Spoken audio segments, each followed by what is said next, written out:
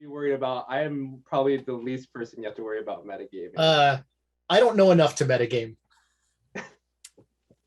Hello, everyone, and welcome to Quest and Chaos. Your countdowns are phenomenal, Thomas. Your countdowns are my favorite thing about this channel. Well, James started talking about that. He was going to start metagaming, and I'm like, you know what? The viewers need to see this. Yeah, You metagamed. I metagamed once out of everyone I didn't like in the it. cast. No, Thomas metagamed by starting the stream. I strictly min-max. It would be funny, by the way, if we hadn't actually I'm sorry, are we playing a game? I have no idea. Hello, guys, gals, and non-binary pals, and thank you for joining us tonight on, well, certainly the chaos part of Quest and Chaos. I'm Tiana, your GM for the evening, and I'm joined by these wonderful people who will almost certainly not metagame because they happened to see something on Roll20 that I did not mean for them to see. It was supposed to be on a different screen. I'm a little bit annoyed about that. Roll20, what the heck? I had no idea Roll20 didn't have filters against those kinds of pictures. You got to work with what you got, man. I'm shocked, frankly. Sorry to offend your delicate sensibilities, but now I know where geese come from. That was a lot of information. Mm-hmm. So welcome to tonight's stream. Welcome to tonight's stream of Swords and Sages. There are entirely too many sibilant sounds in there for someone with a stutter. Swords. All right. He's been trying to get the gopher voice from Winnie the Pooh down for some time. But yes, let's run through some top of show announcements quickly so that we can get into whatever's going to happen tonight. I am as intrigued to find out as I'm sure all of you are. First of all, we're going to run through friends of the show. First of all is, of course, our own Birds of Paradise. Which is birdsofparadise.com. I'm sure someone has kindly dropped a link into the chat. I have been asked by Andrea to tell people that the Burb family has safely landed in their new nest. Things are mostly unpacked and shipping will resume on Friday, shipping and sales. So go check out the website probably on Friday when things are actually up and moving again. Go and check out a amazing small business that we love and we support. I have not heard yet when the Cardinals are landing, but it should be pretty soon. If you go to her website and you use the code chaotic in the checkout area, you will get 15% off of your order, which is no small thing these days. Another excellent friend of the show is Nord Games, which is nordgamesllc.com/3.html, which is our affiliate link to go and check out some amazing D&D products, really system agnostic products, but most people use them for D&D, that you can bring into your home game to amplify your already amazing storytelling with your tabletop games. We are using D&D Beyond tonight. I may have had a peek at it for an encounter builder. Fun fact, you can't add monsters to the other side of the equation. It's really frustrating. Or at least I wasn't able to figure out how because I sat and poked at it with a stick a couple of times and said, screw it, we're doing it live. And here we are. For the rest of this week's slate of entertainment, I can't words tonight, apparently. The Redacted Reports is coming out with a new episode on Wednesday. This is an interesting one. They all are, but this one, yeah. And then on Saturday... This once I'd be like, you know what? Look, folks, skip this one. It's not... This was a bottle episode. We try not to do bottle episodes. That show is pretty much just like The Simpsons. It just resets after each 1 hour episode. Everything goes back to normal. Yeah, it's like nothing happened. I'm sure Rowan would love for that to be the case, or maybe not. She'd be stuck in hell forever.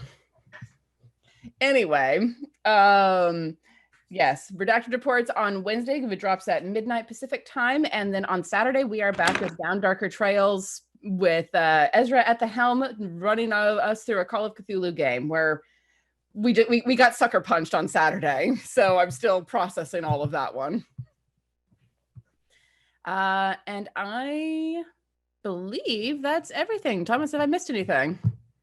I think that's it. I'm just doing a little bit of reframing of myself. I would like to not have one of those bit things happen because somebody wants a Dewey coming of age moment, and I'm pretty sure I would like to point out unless that Janice is involved, and then I feel like last week's coming of age moment was entirely based on jokes that Lester made anyway, so that's really on you to prevent Dewey from growing up anymore. You don't have to answer all of his questions about beholders. You could just tell him that he'll learn when he's older. So for some reason, I have a feeling that Odila might have sensed something like that coming, and then that's why so aggressively pursuing. # Laura ain't got time for this stream. Oh God, I just realized the person who makes things happen isn't here. The other person who makes things happen. We make What things am I, happen. chopped liver? You know, No. maybe they're not the things you want to have happen, but we make things happen. Yes, Laura is off doing actorly type things today, and we wish her all of the best. Break all of the legs, friend. So we are down a Laura tonight. So she is off pursuing her lady love somewhere else in Baldur's Gate. The only one of us with a sword is not. I have a dagger. I also have a sword. Technically, I'm the only one with a sword. I carry a rapier. Come on, you guys. I have a spell that requires me to attack with a melee weapon. That's your own damn fault. I don't even need to be here. I'm gonna go. Mostly because I didn't read the spell ahead of time. But I have a small knife. I say Which on Wuya might be a sword. I have a large wife.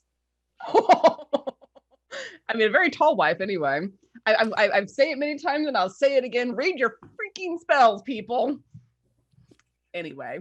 Oh, hold on, I'll be right back. so let's.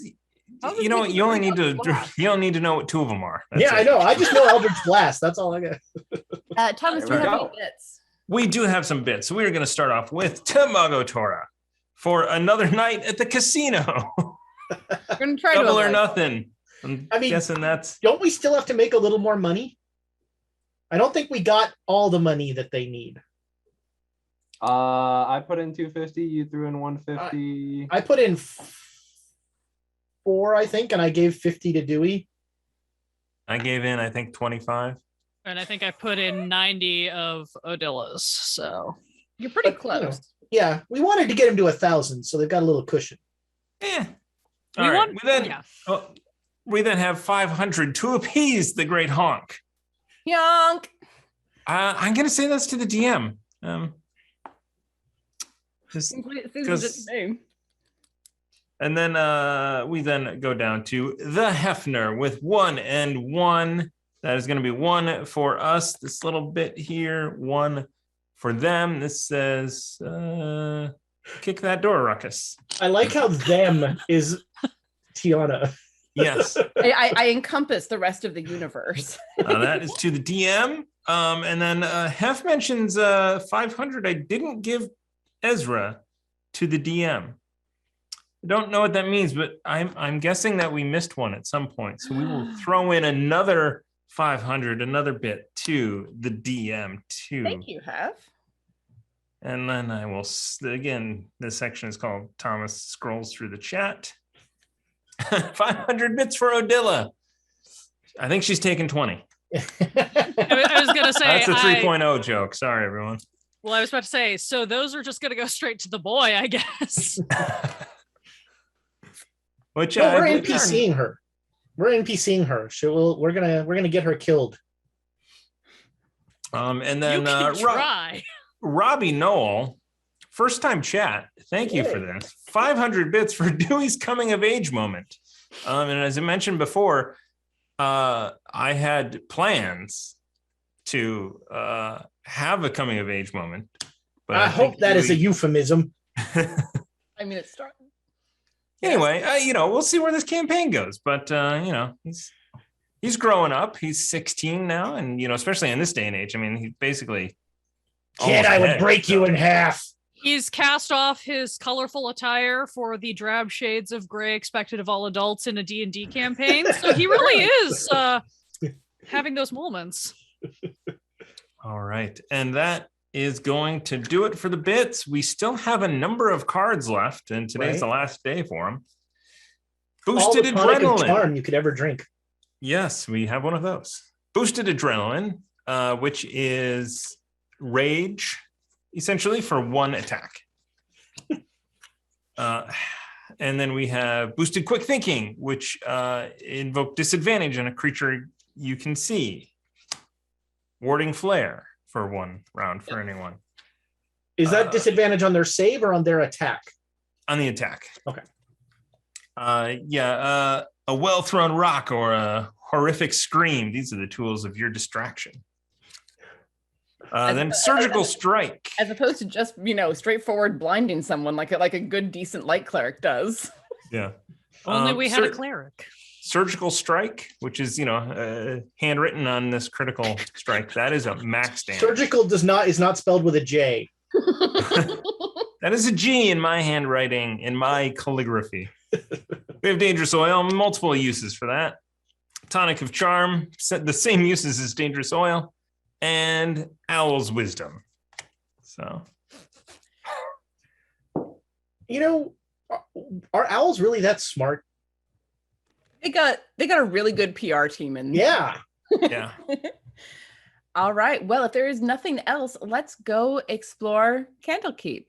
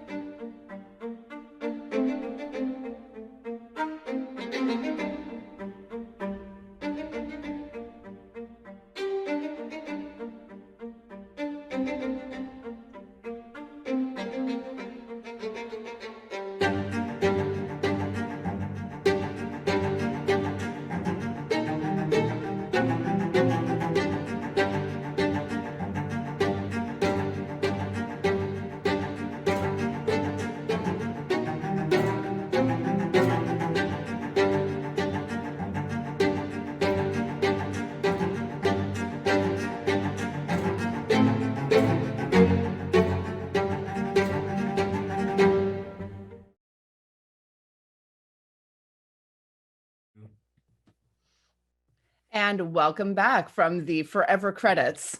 So without further ado, let's jump into what happened last week in Baldur's Gate, where they have spent a good majority of this particular campaign so far. So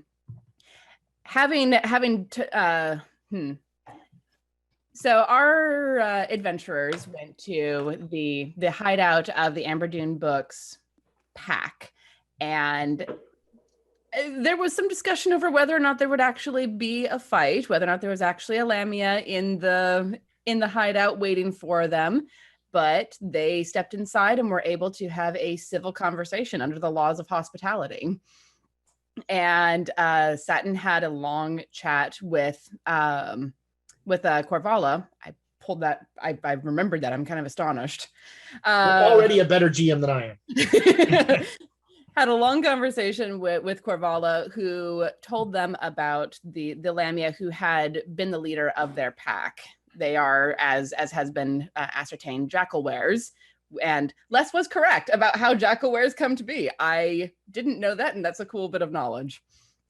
But Nadalia, who was the Lamia that ran their pack, was different from any other Lamia that had really ever existed. She was very focused on gaining knowledge, collecting rare books, sending her jackal wares out to find bits of lore, bits of knowledge, collecting that sort of information from anywhere that they could get it. But that was not good enough for the pack of adventurers who came pounding on the door and killed her. They were able to, the jackal wares were able to get out with the pieces of her that they needed in order to do a true resurrection spell. Resurrection's weird in D&D, okay? And they came to Baldur's Gate to try and raise the money that they needed in order to do a resurrection spell, because none of them have that particular ability. It is a very expensive ability, especially once you get out past the 10-day mark for Raise Dead. And now they were making these gig'em-whatsits in order to try and not get rid of these books that Nadalia treasured so highly, but also raise the money that they needed to survive in Baldur's Gate and raise the 1,000 gold they needed in order to raise her from the dead. And hearing this, most of our adventurers seem to take pity on the jackal wares and have taken up their cause. So they went, and after some discussion about what exactly they would do to help, Sabachthani sent a message back to Candlekeep by the quickest method possible, which I have absolutely hand waved because I do not want to deal with that. And everyone else went gambling at the ladies at the Ladies' Hall. Yes, the ladies' hall. Thank you. I always want to call it the ladies' luck, and it feels like it should be the ladies' luck, but You named it. no, I didn't. That You is should have. that is an actual thing that is in Baldur's Gate, and if you play Baldur's Gate, you're familiar with what I'm talking about. Not for 2 years, I don't. Fair enough.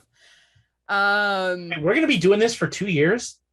Probably. No, but in 2 years in game time, bad things happen. More bad things happen in Baldur's Gate. True. It's very true. That is when the events of Descent into Avernus happen. Anyway, sorry, that was a diatribe. No worries. So yes, and they have had a very successful evening, early morning of gambling, and have returned back to the Elf Song Tavern, where Sabachthani went to the front desk, the bard, essentially, to find out if she had gotten a message back, and was told by a very nervous bartender that someone was sitting in the corner booth wanting to talk to her. Lester spirited the two boys upstairs, although Iris is mysteriously not visible. And let's see, Odila is still with Sarai, and we come to Sabachthani as she approaches the corner booth that is shrouded in kind of a mist, a twilight aura of a sense. And someone looks up at her and says, "Ah, Ms. Moreover." It appears you have me at a disadvantage. To whom do I owe the pleasure? And as she says that, she's going to kind of put her hands behind her back and sort of, looks like she's presenting the assets. But what she's actually doing is slipping her wedding ring off of her left hand and putting it on the middle finger of her right hand with the stone face down. Okay. And as she does so, the person sitting in the booth smirks at you and then snaps his fingers in front of his face, and a alter self spell melts away, leaving someone you recognize all too well. It's your older brother. That wasn't cute when you did it when we were children, and it's not any cuter now, Cynthian. Well, I don't go for cute. That's more your bag, Adela. Have a seat. Wow. Sabachthani. Wow. Words, names, things. Sorry. All right. Why are you here? Why don't you sit down? I don't feel the need to sit down. Anything you can say to me while I'm standing up. You have gotten spicy lately, haven't you? Well, if you'd ever come around more often, you might have known that, but I don't see why I need to be nice to you. Well, there's been some word getting around that you are causing some waves up here, little sister. Oh, really? And who happens to be considering them waves? I thought of it as more of a gentle dog paddle. You have spent a considerable amount of time in Candlekeep. More That- time, I think, than Mother expected. Mother sent me on a job. She did not give me a time limit to do said job. Oh, no, of course not. But people are starting to get concerned that you might be getting a little too involved in the dealings of the surface world. I've been up here for 100 years running errands and doing business. I don't know why now everyone's all worried all of a sudden. Running errands and doing business, but not giving your name and working for Candlekeep, it sounds like. I would have thought the powers that be would have been thrilled to know that one of our agents has been so happily accepted into the fold and under her own name, even. I mean, if that's all that's going on, sure. But the moreover name goes a long way, as you know full well, little sister. And there's a lot of wondering whether or not they're keeping you in to keep an eye on you, dangling a precious little toy in front of you to make you give up any secrets that we might have. This isn't coming from Mother now, is it? This is you and your personal paranoia that I might be getting further than you are. Now you're trying to plant some seeds of doubt, aren't you? Make everybody think that I'm sharing information when we all know you're the one who tends to screw that up. The last time anything like that happened was well over 200 years ago, as you are well aware. Yeah, then you are also well aware that it is Mrs. Moreover. You were at the wedding. I was, and I don't like to acknowledge that. I don't like to acknowledge that pet of yours and Mother's. Why are you here and what do you want before I punch you in the face and leave? Checking in on you, Sabby. Don't call me that. Call you whatever I like. I'll be sure to let Vadar know next time he's in town. He'll be thrilled to hear. Why? Oh, you know, we talk about you behind your back all the time. Did you not figure that out? It's the prerogative of younger siblings to gang up on the eldest. Yes, as I'm very well aware, you've been doing it for a very long time. Well, if you weren't such an easy target, maybe we'd come up with something more interesting to do with our time. But you make it so simple. And he stands up and brushes off his very fine robes. As he looks at you, you two are of a height and able to stand eye to eye. And he looks at you and raises an eyebrow. I know you are currently the favorite. I'm well aware of that. But I've got my own things in the works, little sister. And if you stand in my way, it's going to be real interesting for you and your pet. If you threaten my husband one more time, I will make it the entire problem of every layer of the 9 hells. Lady Fiona may be our most benevolent patron, but she is not the only lord of the hells that I have connections with. Keep that in mind, brother mine.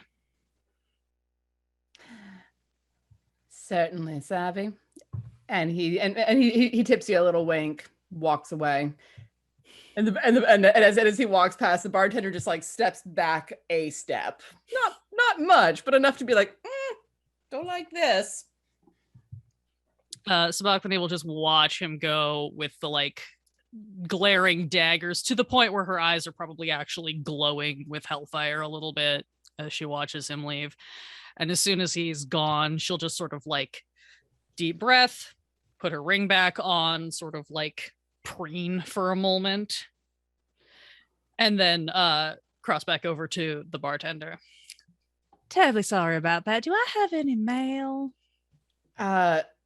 Yes, ma'am.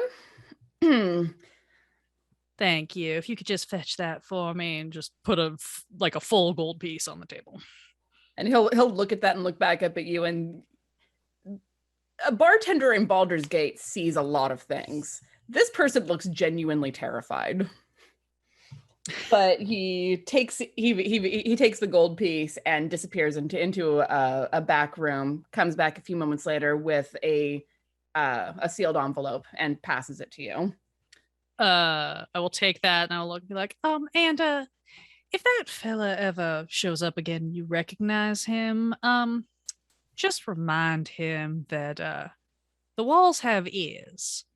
He'll know what you mean. And he shouldn't give you any more trouble. Right. Yes, ma'am. Yes. Certainly. Do you want a drink? I would love a drink to go. Maybe 2. You do juleps here? Yes, actually, your husband asked about that last time, and yes, we can. Yes. That would be delightful. When's your break, honey? Supposed to be like 10 minutes ago, but well. Why don't you mix up a couple of drinks and then go slip off and take that? You look a little pale. You might want to get some fresh air. That's not a bad idea, actually. Thank you. Mm-hmm. We'll wait, take drinks if he brings them, and then I will head upstairs. Yeah, he does. He does bring them. Sebastian, can you roll me a perception check? Sure.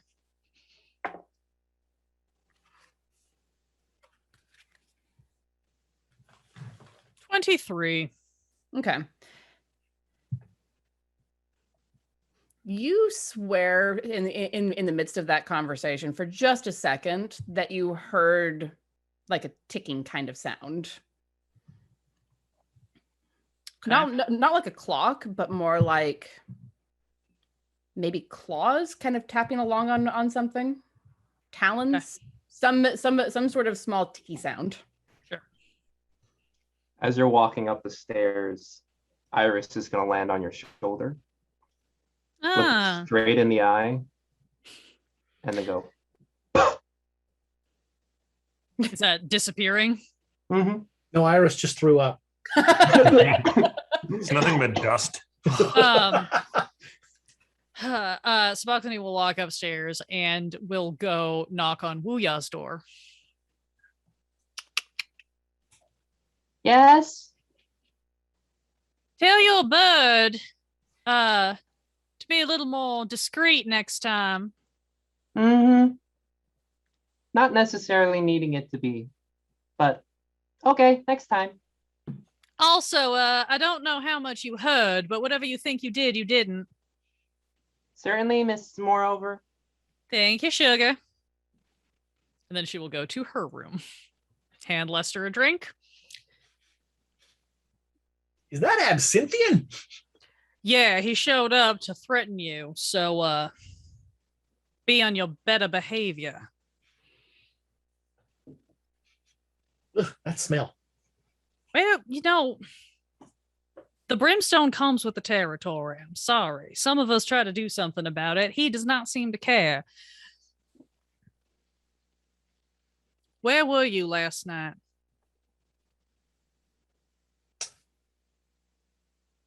I was taking care of business. Is that what we're calling it now? Well, it's the truth.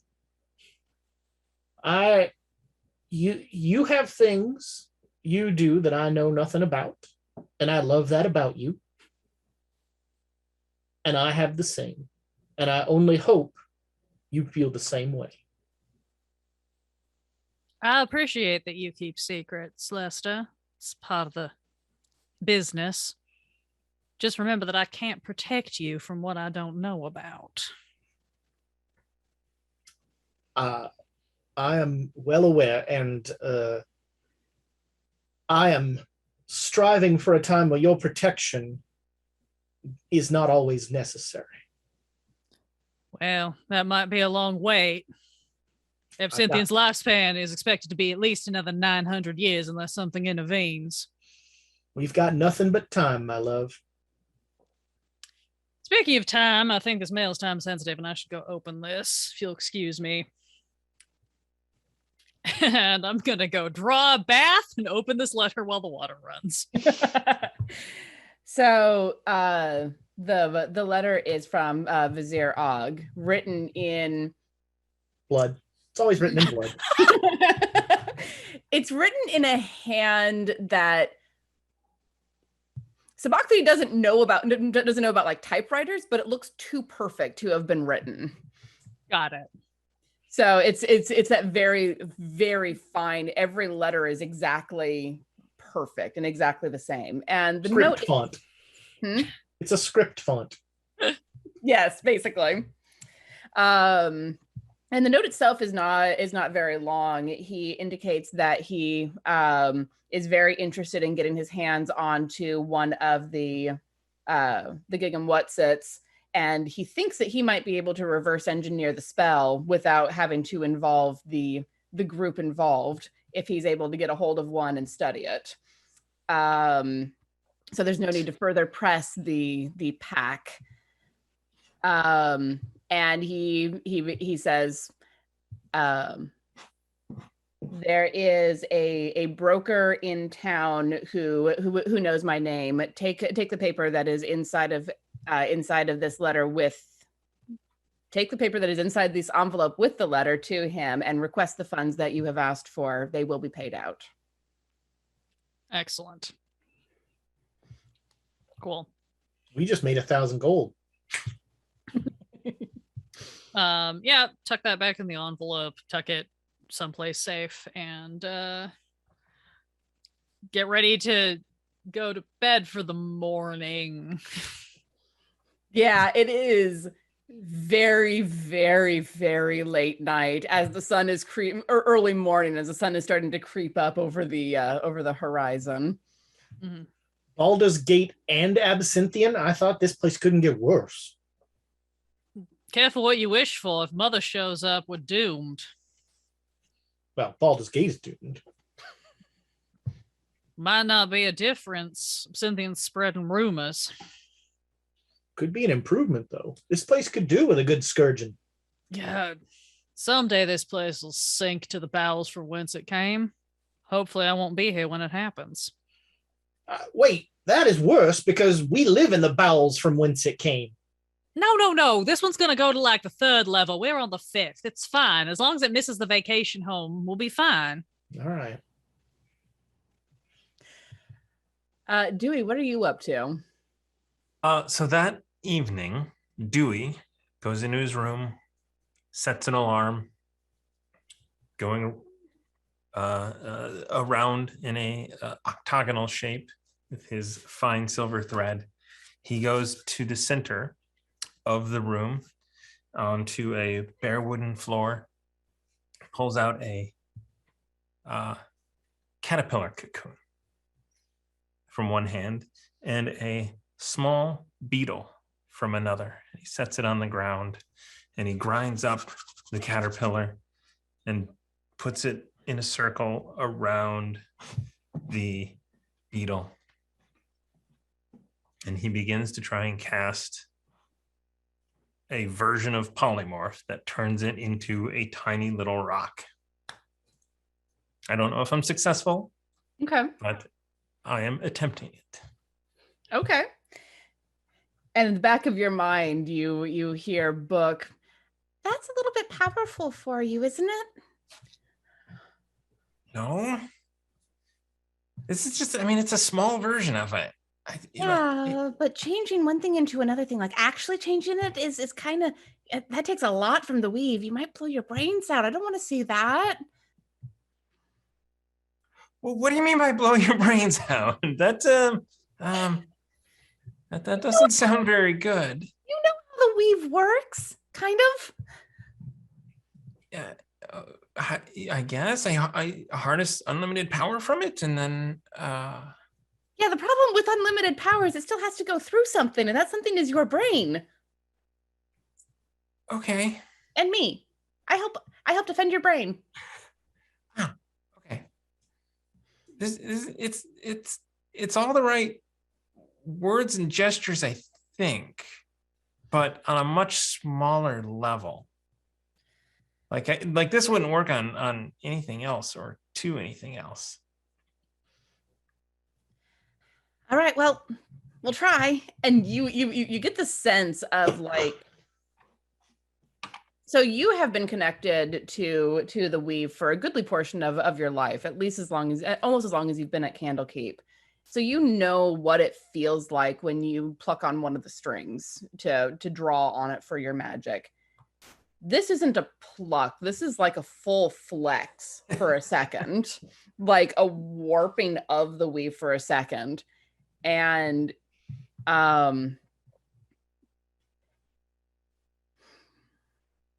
roll me an Arcana check at disadvantage, please. Ooh, disadvantage. Is this Owl's wisdom? No. Owl's wisdom would tell you not to do this. Well, okay, so 13. Okay. So you feel this incredible pressure pushing on your head for a second and pressing down weirdly on the backs of your hands. Like it almost feels like when you're on one of those gravitrons and your body like slams against something. It feels like that, but very centralized, very focused. And you're able to keep your hands up. And then you're looking down at the beetle as it bursts into a very tiny flame. Oh, it's like, I'm like, and I smash it to put it out of its misery. Somebody clip the death throes of that beetle. Thank you. Whew. Okay, well, my head didn't explode, so that's a good sign. At least it was the beetle and not you. Yeah, okay. Well, we'll try again tomorrow. Okay. Will we? There's a beetle in the corner looking really worried. The beetle and the book just share a look with each other like, what? Okay. I'm going to attempt, so I'm going to write down notes, kind of think about, the feeling of that, of the bend in the weave and all that other stuff, and think about how to harness that type of power. And, maybe there will become a time where I could handle that level of power. So very, very possibly, if you don't blow your brains out on the way first. But you do have a bit of a headache, not as bad as it might have been. You get the impression that between Book and the beetle, the worst of it was shunted away from you. But you do have a bit of a headache that lingers and follows you into sleep. Sorry, Book. Thanks for trying to save me. I did save you. Are you trying to make like figurines of not so great power?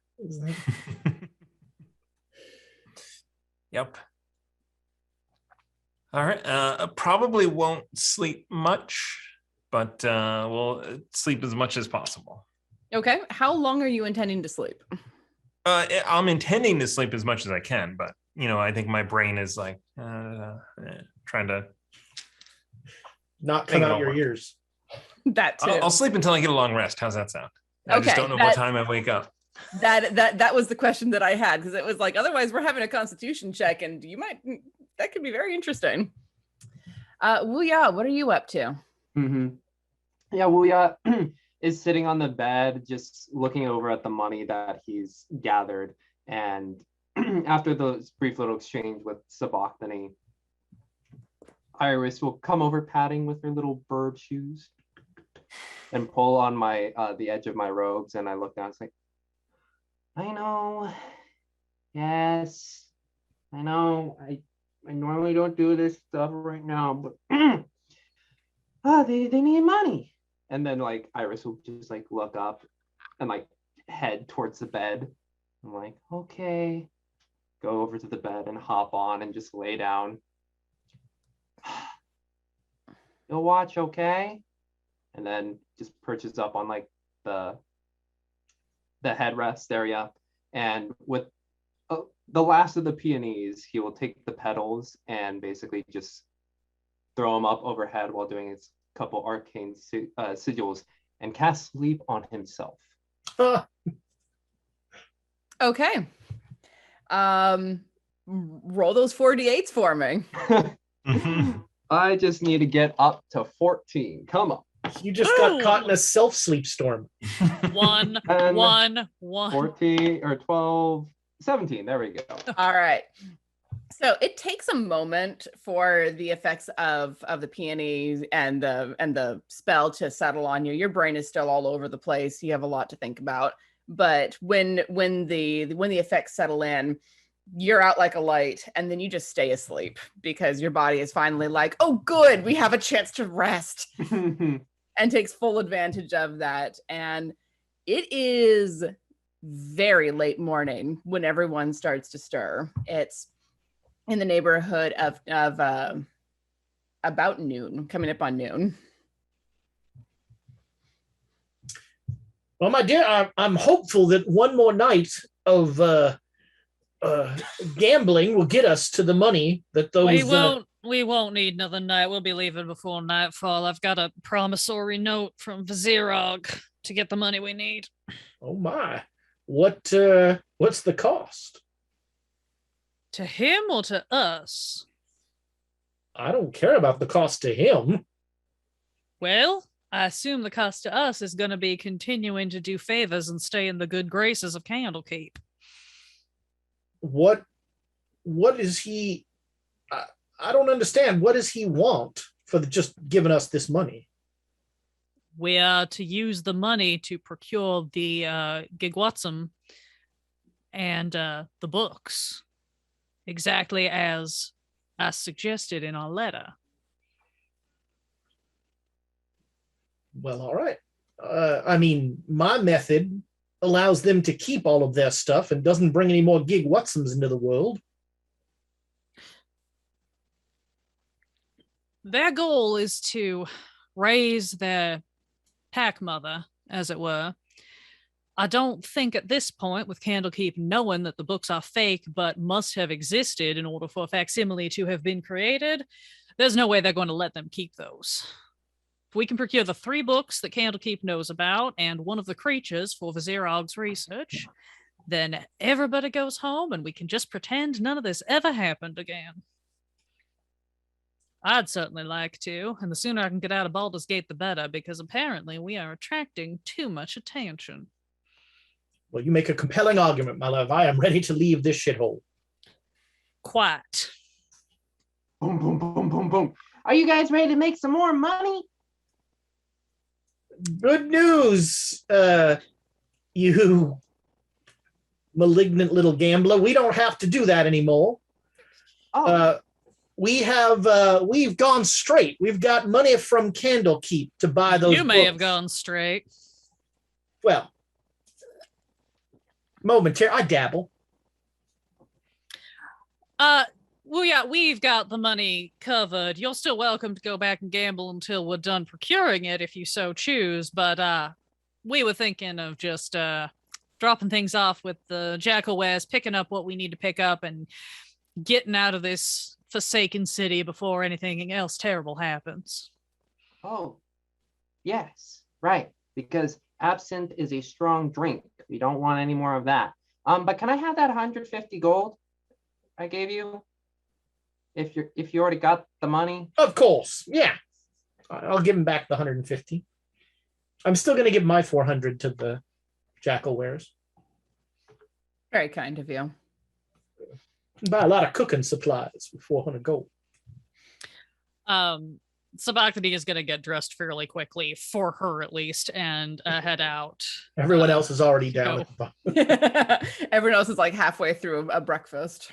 Look, there's a lot of buckles and straps on those boots. It takes a minute, even when you're going fast. It's very true. Are you an anime character with all your leather straps? Yes, let's go with that one. Like 4 belts hanging off your hips. The good news, Dewey, is that you don't have to gamble anymore. And the better news is we'll hopefully be leaving this place before nightfall. That's good. I was terrible at gambling. Like, really bad. Well, we weren't going to say anything. Well, I mean, you know what? I didn't lose any money. So, That is the most successful form of gambling. It's true. Yeah. Well, I need to go stop off at a bank of sorts. Is anybody coming along, or do you have your own business to take care of? I think if we're going to be procuring money in that sum, we should remain together just in case. Yeah, just in case there's any sort of fight that breaks out. I mean, let's be clear. Let's be clear. We are not going to be mentioning anything about how much money we are carrying or how little we hope anyone messes with us. We're just going to keep our heads down.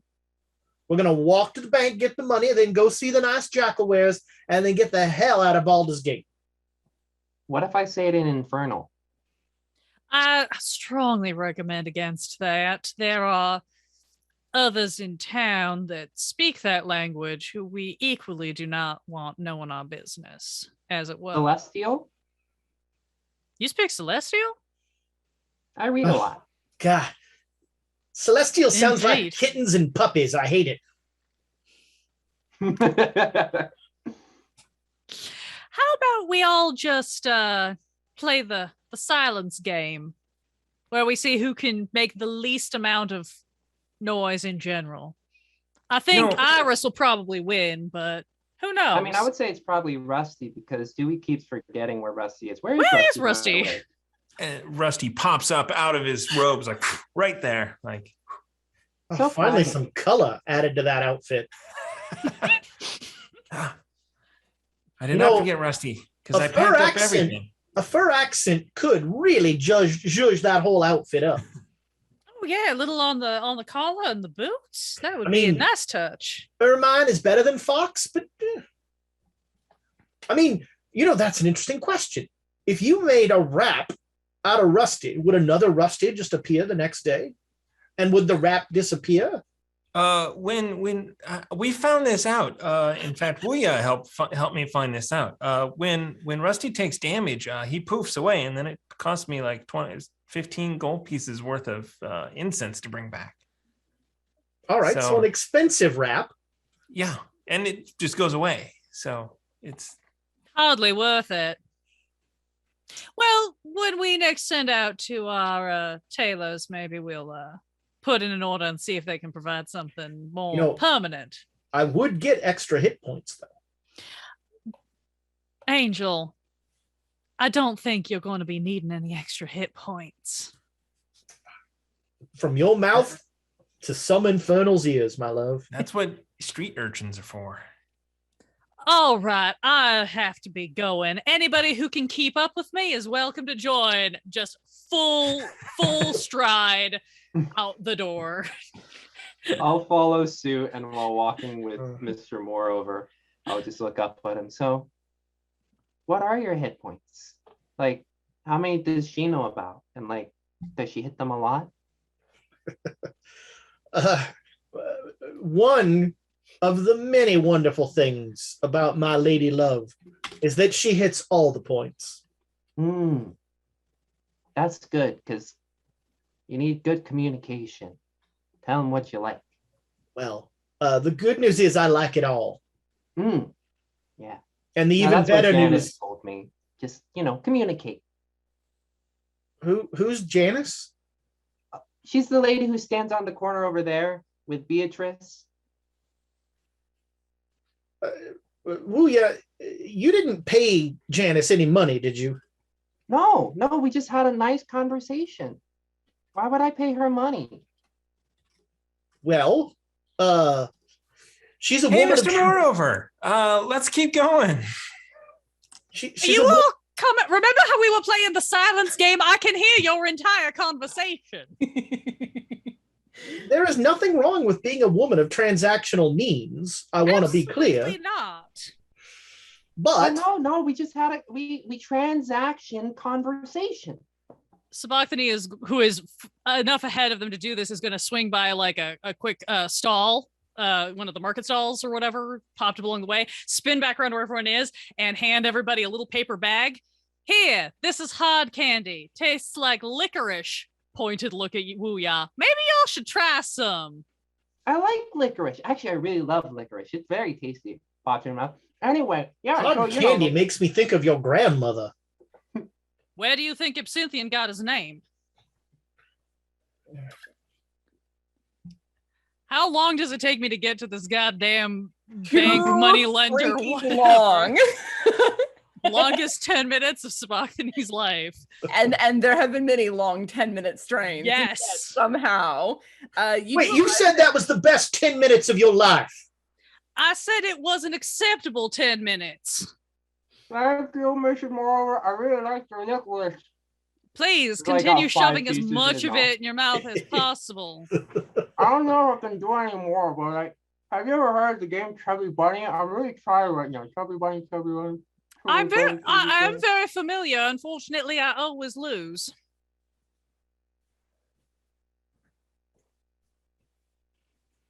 And you guys had too much. And then silence reigns. As soon as we get to where we're going, Dewey is gonna find a corner or some place that's sort of out of the way and cast detect magic as a ritual. So like take the 10 minutes while people are off doing whatever. Okay. All right. So you are off in a corner casting detect magic. As you, this building doesn't look like a bank. Sabachthani and Les are very familiar with what banks look like in several planes of existence. And this doesn't look like any of them. What it looks like is a house, really, more than anything else. But this is the address that and the location that you were given by Vizier Og, and here you are. Don't like this, but I don't have any other recourse. So, Well, perhaps then should I come in with you, my love? I think maybe I should go in on my own. Don't worry, I will shriek in a damsel-like fashion should I need assistance.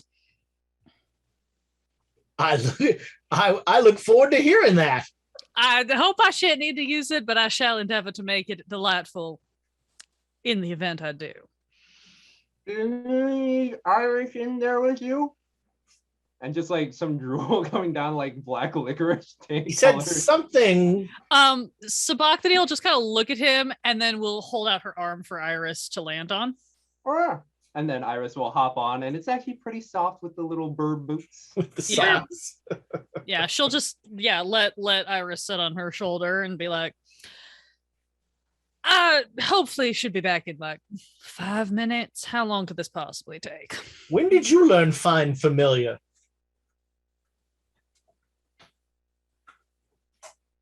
Actually, the familiar found you. They usually do. Heading into the building. Not waiting on these numbnuts. You know, there's a tiny little bell jangle as you walk into the building. And I mean, again, this looks like a house, and the inside does not exactly dissuade that perception. It's a large open front room with a fireplace that is currently banked. And for the moment, this room seems to be empty. But it does have a door that I can just like, I don't. Yep, you are absolutely 100% able to just walk in. Ooh, don't like that. Cool. Just kind of pop in and be like, hello? One moment. Of course, I'll wait here. And after a moment or two, a very old human woman comes limping out of the back. She is maybe about half your height, the way that she's bent over, leaning on a gnarled stick, and looks up at you. Oh, nice to see you, dearie. A pleasure. Forgive the intrusion. I'm here on some business to pick up a release of funds. Hand the paper or show the paper. And she kind of hobbles over and tips the tiny little spectacles down to the tip of her nose and looks at it. Oh, yes, that dear Og, he told me that you were going to be coming. I'll be just one moment.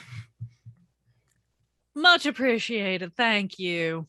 And you have never seen a person walk as slowly as this person does into the back room. fully turn and like make what would be eye contact with Iris. Gonna raise an eyebrow like, oh boy. If Iris could raise an eyebrow, she would. 100%. So it takes about 10 minutes before the woman comes back out, and make me a perception check, Sabachthani and Iris, please. That was less good. That's a passive of 13. I never remember what my modifier is. That is a 16. Okay. For just a moment, there's a little bit of like a flash around her eyes, just the tiniest bit. And if you hadn't happened to be looking at her at that moment, you would think it would be the light catching her glasses. Mm-hmm. But you note that there's something that's magical, maybe. But she comes hobbling over to you, carrying a good-sized pouch. You get the feeling this might be a little bit heavier than she really should be carrying, but she passes it off to you. The dear boy. Yes, he asks for favors now and again. Of course. Is there anything else that you require from us, or shall we just be going? I have everything that I need. Just leave that letter with me, please, and I will redeem from him when I see him next. Wonderful. Thank you very much, and you have a lovely day. We'll get ourselves out of your hair now. Travel well, dear. Thank you. Quick turn, quick exit. And as you're walking out, what languages do you speak? Common, Elvish, Infernal, and Abyssal. Okay. There is, as you're walking out with your passive perception, you catch out of the corner of your eye, right at about your eye height, so something that not a lot of people would be able to see. In the door frame, there's an Elvish letter carved into it. Okay. I will make note of that. Is there a particular? Yeah, which letter? I can also read and speak Elfish. Are you in Iris's brain at the moment? Yeah. Okay, so your passive perception is not as good as Sabachthani's. Okay. That is true. Yeah, so her passive perception caught it, and I will tell you what the letter is later. Great. Yeah. Then but you get the impression, because I mean you're around enough, you know about thieves' cant. You get the impression that this isn't so much like the letter itself, but what it might represent. So it's being used as like a sigil or a symbol or something like that. Right. It's kind of like the G for Gandalf type of thing that carries a lot of connotations with it. You don't know exactly what this is at the moment, but you get the impression that asking some questions might lead you in the right direction. Yeah. Cool. I will pop out and walk over to the very still Wuya and like lift Iris, put Iris like onto Wuya's shoulder. They're both in trances. They're wizards. What do you expect? I think Dewey was drooling. They're usually drooling. That's what wizards do. And Dewey, I am saying a specific set of arcane words and symbols, you moron. I think we'll just hand you a handkerchief. Just because I have the good sense to seek unlimited power without having to read a book. No, but you should probably put some lotion. Your neck's starting to crackle a little more than usual. Dewey, you have successfully cast Detect Magic. Are you looking at anything in particular? Just around in the 30-foot radius. The 30-foot radius does encompass the door of the house, and there's nothing really magical about this place or this area, which is why the letter shines all the clearer for you. It is inscribed in magic. Oh, is it on the outside? Yes. Oh. But it's so you know how door frames will have like the bit on the frame that's a little bit on the outside, but still like it's hidden. You would have to be looking for it or be tall enough to catch it out of the corner of your eye as you're walking past. I want to. I don't think detect magic is concentration. It is. All right, then I'm gonna go up and look at it as stealthily as I can to get a better look at it. Okay. Getting a good look at it. It is from the School of Abjuration. Okay. Yeah, I mean, makes sense. Can I Arcana check to see what else it might be, or is it just a protective ward? You can go ahead and make an Arcana check. I will tell you the DC is fairly high. Yeah, 12. Yeah. All you know about it is that it is some kind of protective magic. What kind of protective, you're not entirely sure. And inside you hear the stick walking around as the woman kind of mutters to herself. And I'm like, whoa, okay. What you looking at, Dewey? There's a little magic sigil up there on the door frame. Oh, can I Arcana it? Sure. Oh. 23. You are able to, so you are also able to tell, looking at it with what Dewey told you, that it is abjuration magic. As you are looking at it, you can see sigils are how do I put this? Magic spells are very unique to the casters in some ways, because the way that you harness the weave is very unique to each individual caster, right? So a sigil is kind of like a fingerprint. You don't know this fingerprint, but you get the impression that you've seen it before. But you don't remember where. Why is everyone staring at the door? Well, it's very finely crafted. I will have Iris hop up to the sigil. I'm assuming it's taller than I am. Yes. Like you would have to hold your arm up above your head in order to get Iris up there. I will have her hop up and like clutch near the sigil and have her with the little burr boots touch it, and I will cast Identify with the spell slot through Iris. All right. How exactly does Identify work? I'm not super familiar with that spell. You choose, okay.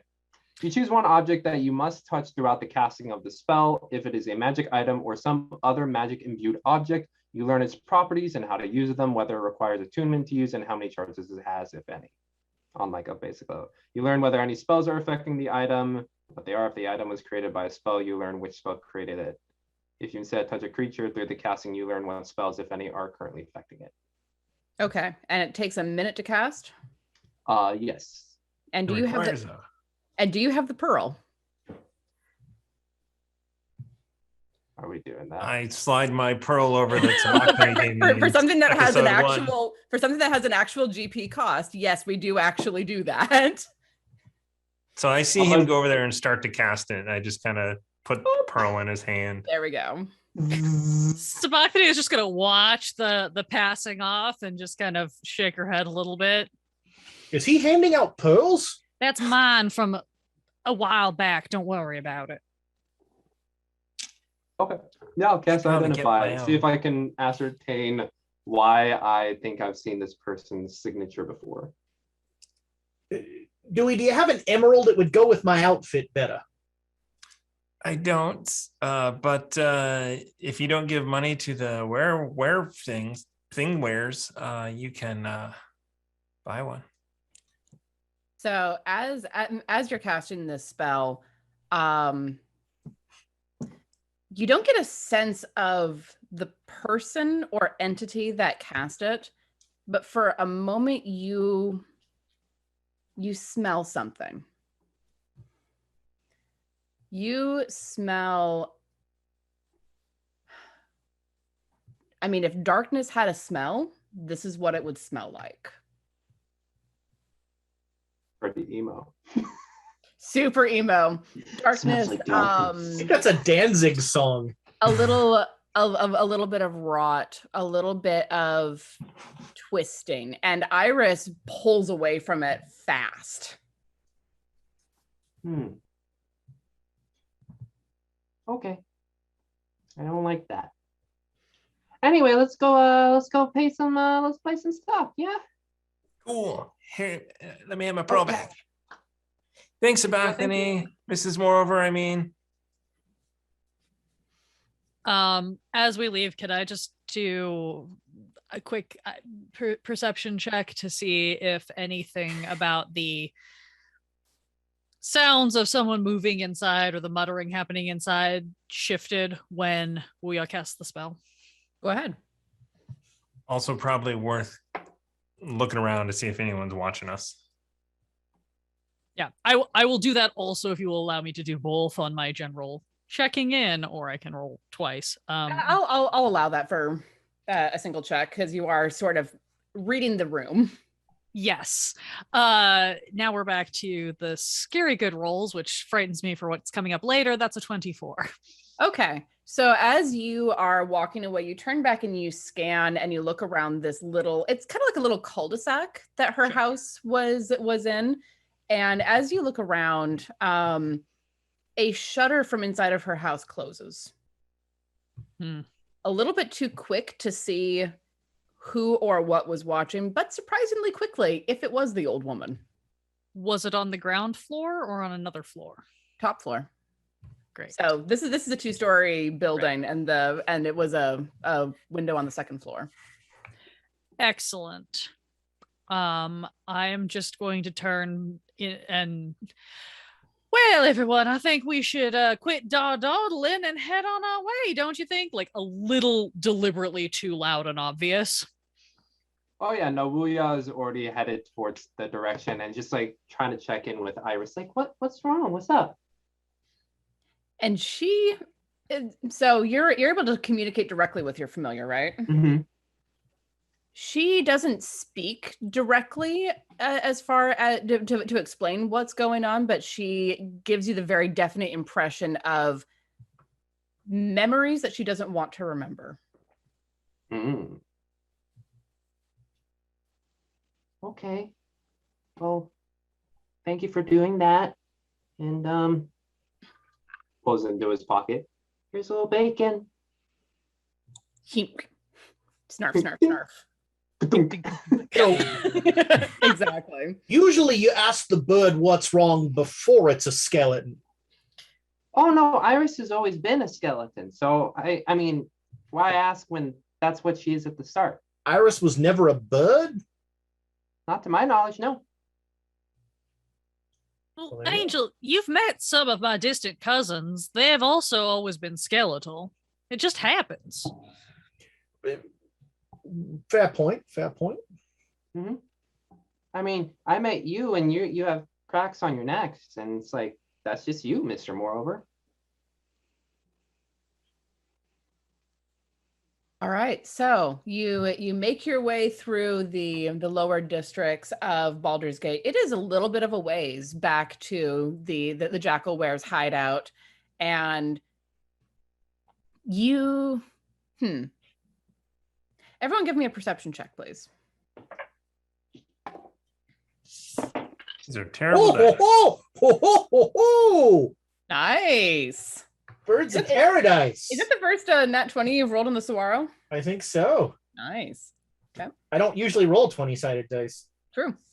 Nat 20 for 23 for Wuya, and then a dirty 20 for Iris. I am terrified for what's going to happen in the next part of this. Yep. Dirty 20 for Sublocity.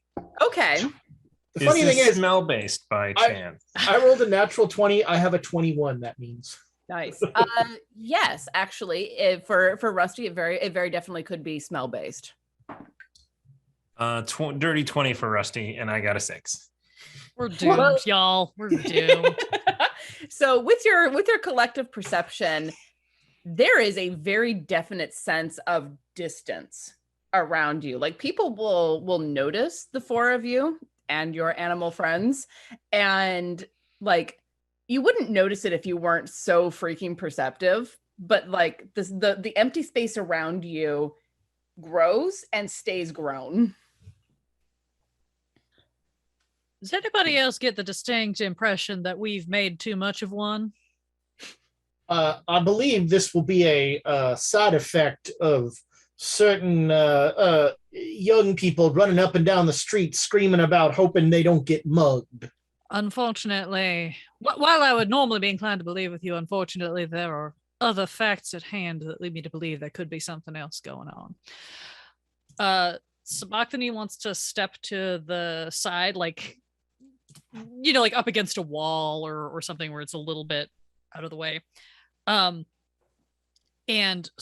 basically take this pouch I've been given and like split it in half, like scoop half of it into like, I don't know, my own coin pouch or something. Okay. Twist it up and then hand half of it to, I think, Lester, and just go, perhaps we should divide and conquer.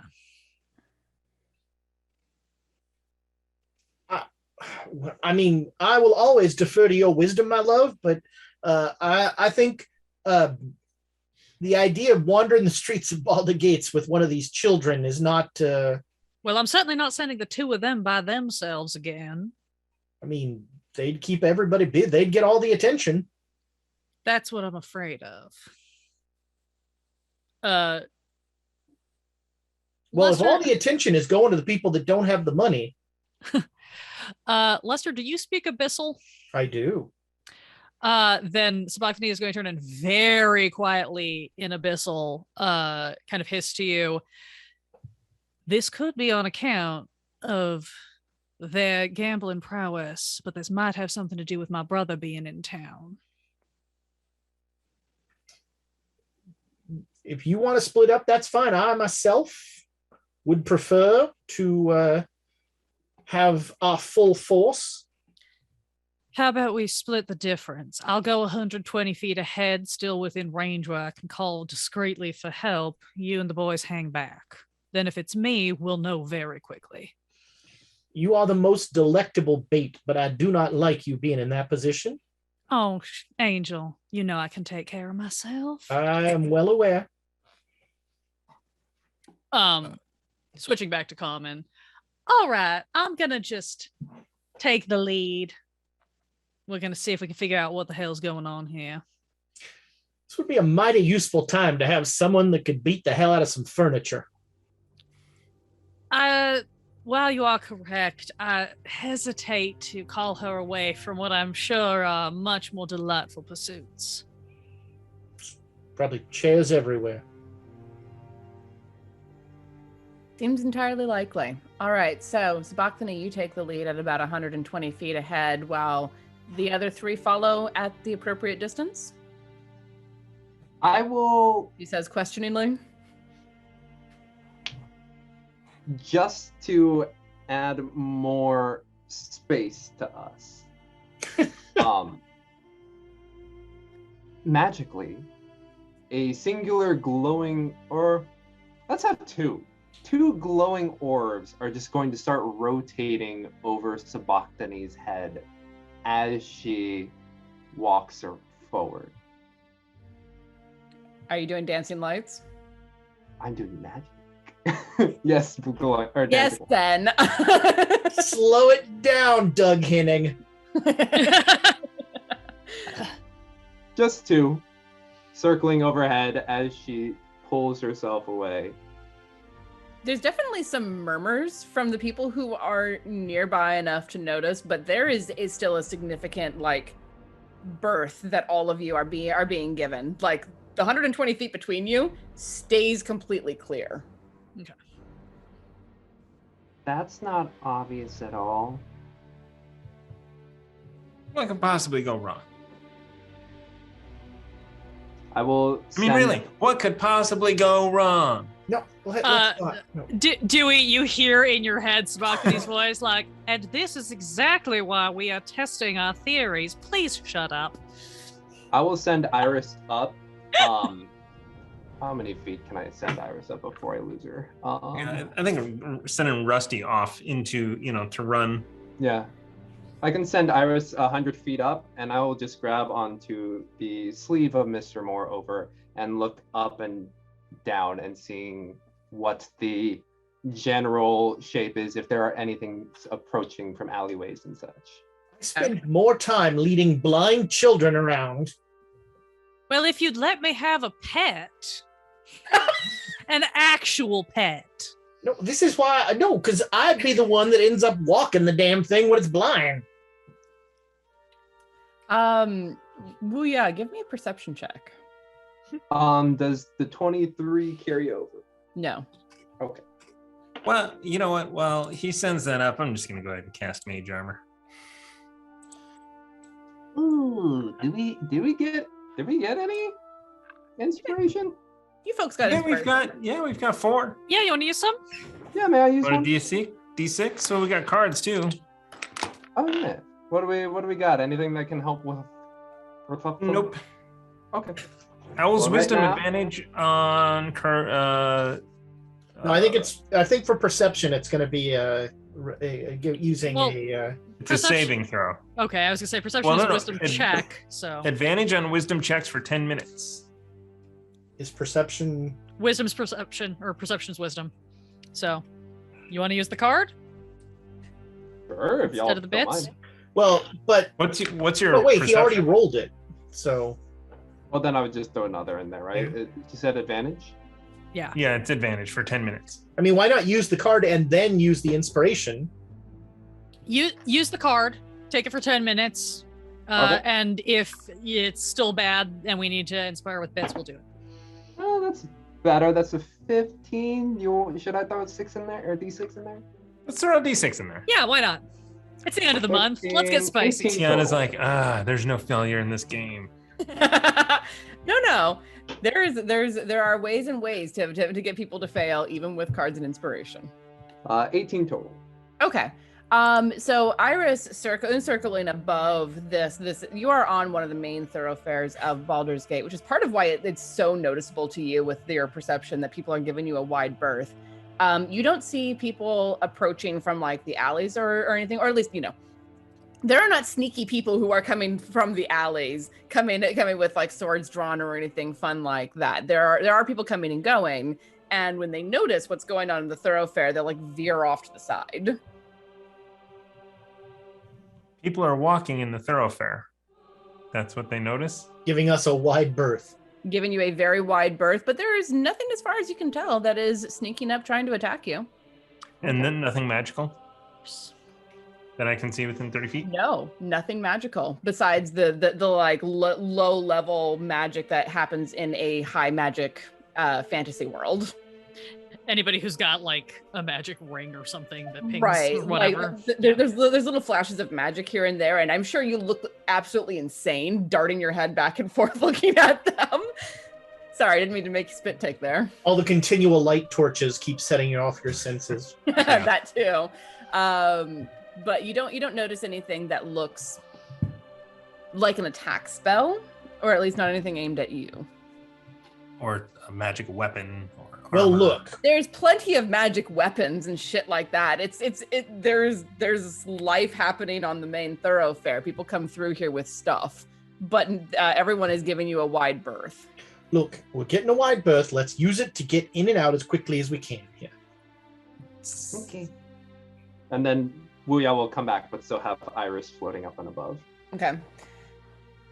So things actually ease a little bit as you get closer to the Amber Dune hideout. Like there aren't as many people just in general here, but you get the sense that the weight of observation has been lifted at this point. Right. I'm gonna get up to the door first, presumably, if I'm maintaining this distance, and I'm just gonna immediately knock. And there's a couple moments of silence, and then the door pops open, and Marlisa looks up at you, the little cook, Jackalware. Oh, Mrs. Moreover, hi. Hello, darling. We are here to wrap up our business and yours, I hope. We have provided some funds and hope to pick up our necessary requirements before leaving. Oh, you did it. And you can hear like this rustle whisper from behind the door of the other jackal-wares, hearing that and whispering to each other excitedly. Yes, at least I certainly hope so, but it seems to be enough.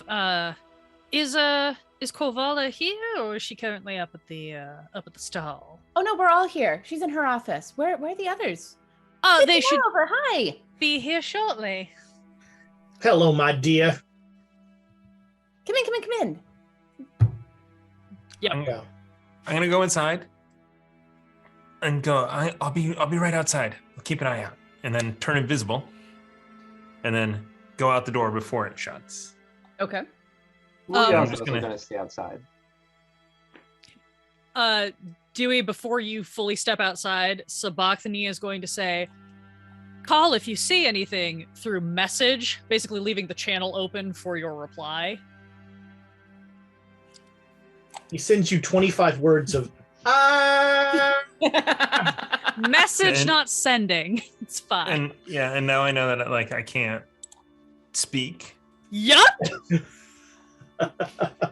It's Two almost birds, like she did one that on stone. purpose. You should I cast love that more often.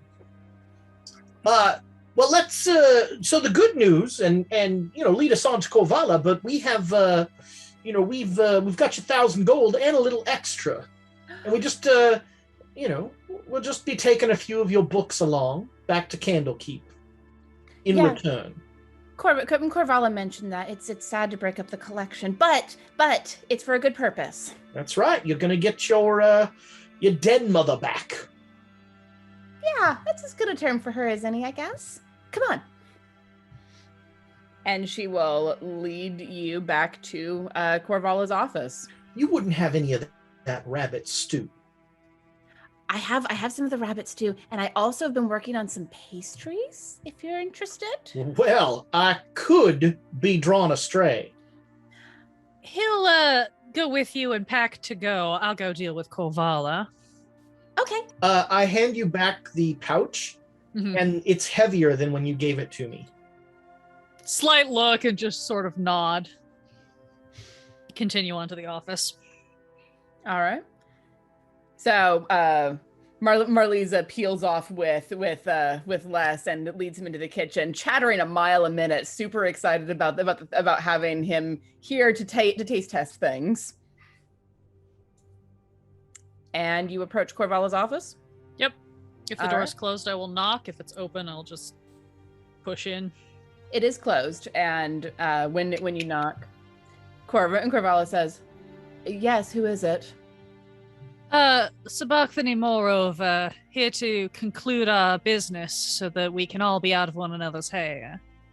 Oh, good, excellent. And you hear footsteps coming toward the door, and she opens it, gestures you inside. Come in. That was significantly faster than I expected. Well, it pays to have friends in low places. I imagine that to be the case, yes. Come in. It's a mean thing to say that people that lost their demon buddy. Devils and demons do not get along. There's shade involved, but we all accept it. Yep. It's that or start reenacting the blood war up here on the surface. Oh God, not with my brother in town. So she leads you into the office and gestures for you to sit down. So what is the requirement? We're going to need the 3 books that were mimicked to Candlekeep. We're going to need that Liliana Elliott original, as well as the mock-up that is one of your creatures, and we're going to need you to pretend this never happened and never send one of those things out again. We will be returning to our home, and hopefully you will never need to hear from us again. Well, hopefully this should be more than enough to cover the return of your dear one and give you a little seed to start over with. Push the 2. pouches. And she eyes them. You get the impression she's never seen this much money in one place. Just, you have been kind beyond words. I and my pack can never thank you enough. We don't need thanks. We need the items on the list, and then we need you to go on and live your lives. That is certainly the objective. And she shifts the bed aside that is covering the trapdoor, and you see the trapdoor for the first time. Mm-hmm. And she goes down the stairs. She's down there for a couple of minutes, and you can hear paper rustling, chest opening and closing. And then she comes back up a few moments later carrying a stack of what looks like 5 books. Excellent. Sabakadi will start to reach for them and then pull back and be like, which one is the, and has it been fed recently? It has been fed recently. I made sure of that. And it's the one with the very slight nick in the binding. Much obliged. The last one of these I had a run-in with. It didn't take too kindly to things. I have told it that you are its keeper now. When you pass it over, you must tell it that it belongs to the new keeper, or it will do as it is created to do. Tempting. I'll keep that in mind. That is entirely up to you, Mrs. Moreover. I will not interfere. But here are, so this is the real one. This is the Gig and What's It, and here are the 3 books that Candlekeep requested. Thank you. Much obliged. Is there anything else you'll need from us? She opens her mouth to answer, is probably finishing up with pleasantries of some variety, but she is cut off by a scream from another room. And that's where we're going to take our break. It was me. Oh boy. Oh boy. All right, so we will be back in about 5 to 7 minutes, as long as it takes 5 people to use 5 bathrooms. How long will it take me to learn Roll 20? Yeah, probably longer than that. More than 5 minutes, unfortunately. If you need me to, you can do all of your rolls in person as usual. This is mostly just for the map and moving icons around. And I only roll Birds of Paradise. And we'll be back very shortly. Hey everyone, I wanted to take a moment and thank you for watching and supporting us. It's challenging to produce this content week after week, and your support really does make a difference. In fact, all of your support we call Tavern Upkeep. We have a monthly goal that we need to reach in order to maintain and to grow. We have currently set this at $1,500 per month. These funds go to purchasing and shipping giveaways, game and game accessories for us to use on the stream, and a portion of the rent here at the studio. We are asking you to help us reach that Tavern Upkeep goal every single month. There are many ways to contribute. The Patreon is the best bang for your buck. As a Patreon member, you are part of the Guild of the 5 E's with access to work-in-progress RPG supplements, the Patreon-only Discord channels, and a space to play in our Guild of the 5 E's D&D campaign. The higher-level patrons can even affect the outcomes of our streamed games by awarding players with cards from the Deck of Inspiration. Another way to support us is by donating bits during a live stream. For each 500 bits donated, an inspiration coin is granted to the players or the GM. There are various effects based on the game system, but in Call of Cthulhu, 1 inspiration coin is 1 reroll. On Dungeons & Dragons, a single coin can be used to add a d6 to any d20 roll, and 2 coins may be added to redeem for a random draw on the Deck of Inspiration. Subscribing on Twitch, whether it's a tiered subscription, a Prime, or a gift sub, helps us fill in the Tavern Upkeep. You get access to Twitch emotes, subscriber-only Discord channel, and a second entry into every on-stream giveaway. The last way to help us with our Tavern Upkeep goal might be the easiest. When you enjoy our content on YouTube, turn off the ad blocker. We put ads in every 30 minutes, so it's not too annoying. but that ad revenue really does add up. With all of that said, the most important thing we can ask of you is to join us live, on replays on YouTube, on podcast, on social media, and the Discord. We are grateful for every member of this community, and we would like to see it continue to grow. Tell your friends and share a link. Thank you.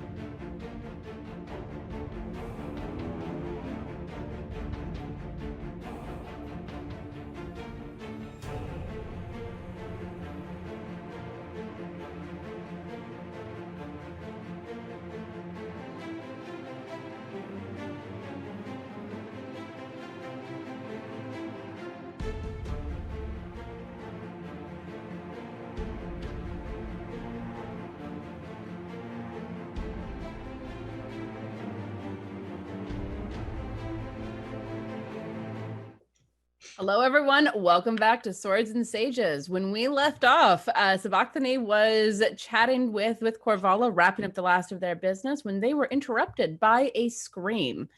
We're actually going to step back a little bit and go and check in with the boys outside.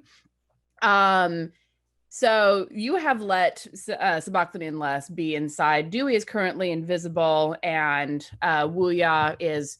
What is Wuya doing? Just standing outside, basically as a guard, casually, while Iris is flying up and above. Okay. So as you are keeping watch, essentially, roll me a perception check for you and for Iris. Me 14, Iris 22. Okay. So Iris sees it and calls a warning down to you as from the rooftop to your right, as you're facing out over here. Yeah. Someone appears on the roof carrying a crossbow and lets out a piercing whistle. Dewey, I don't know. I could do it. I'm not going to blow out my microphone. Thank you very much. But there's a person over there, and sorry, I don't know if I'm supposed to see that, but there's a person on the roof with a crossbow. Do they see me, or are they aiming at me, or are they aiming at the facility? They see you, and they had to make a decision between letting out that whistle or shooting you, and they decided to go for the whistle. You're just an 8-year-old boy. Yeah, I'm just I will casually sit there and I will look over, and I'm just an 8-year-old boy. I will put on my best 8-year-old boy just sitting by the doorway as I'm just like, Dewey, I don't know where you are, but there are people who are probably trying to do something because they have crossbows. And they're on roofs, and most people don't go on roofs with crossbows unless they're going to do something. And you hear a scream come from inside of the building as another person on the roof across from you like looks down and grins at you with a grin that is missing far too many teeth. Oh, I don't like that. He left them behind to scry places. Inside, Les, you are with Marliza in the kitchen, and both of you hear this scream at the same time, and turn toward the door, and then Marliza screams from right next to you, a very high-pitched, sudden sound. As that is not your best feature. What is your give me a perception check real quick, if you would. That is a 6. Okay, so you don't see what's going on, but she shrieks something about being bitten. Yeah, we've been through this. A jackal bit you and made you a jackalware. And now we're gonna go into the initiative. So Dewey, what do you do with this information? So I'm going to, I don't have control. Wait, hold on. I'm going to walk over here. Do I see these individuals? You do see them. Make me a stealth check with advantage because you're, And what are they? So looking at them, they look kind of like people, maybe. What's your perception? 19. Okay. Looking at them. them. I'm sorry, that was my stealth. Oh, excuse me. So very good stealth. Give me a perception check, please. 14. Okay. With that, and with them not knowing that you're there and very focused on the 8-year-old boy who is in front of the building, you can see that they look like standing rats. Okay. I need to look at a spell real quick.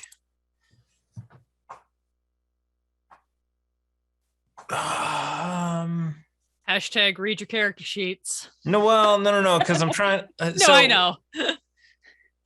Really long. I want to use the spell grease. Okay. Specifically on the guy on the roof. Okay. But I would love to, like, if I put it at the space, does it go on the ground underneath and the roof? Or just sprinkles grease ground? down on top of the guy who's And already then- there.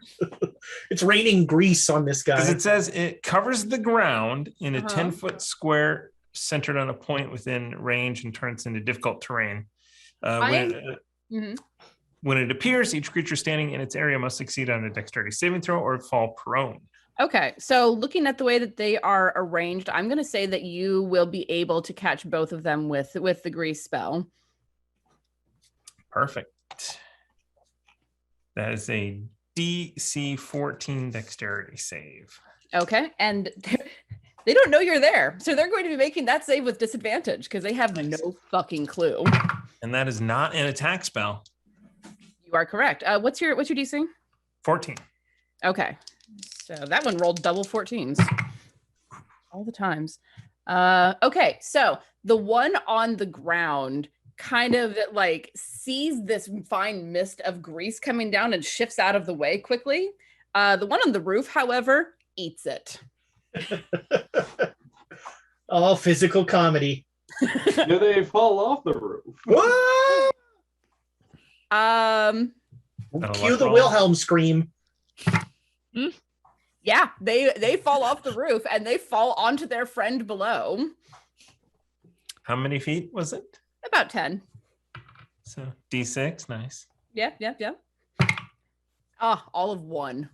Too bad. His friend was very soft. I mean, It's all the refuse in the alley. It just cushions your fall. It's very true. Falling in that dumpster. And interestingly, because of something a homebrew thing that I decided on before this, he does appear to take that point of damage. So he's not a monk.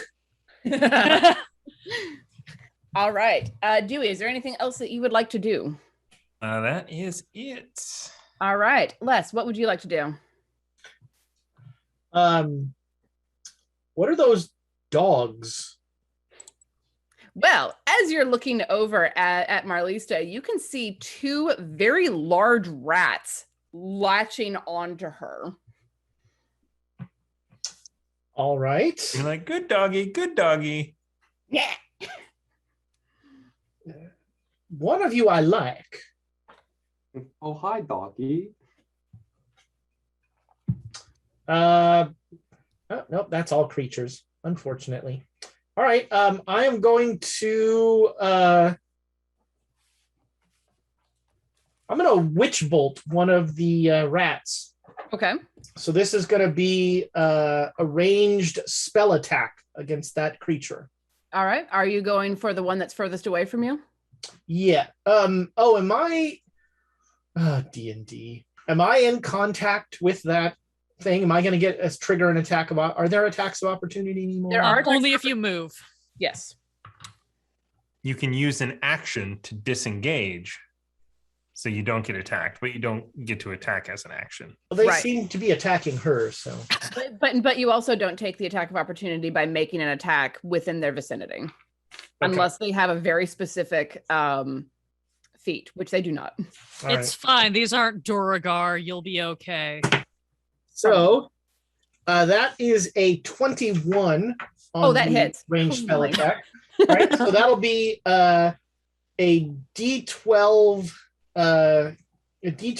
lightning damage as this 10 points of damage. Zappo. Okay. As this awful green tinged lightning kind of paints the whole room in a sickly light.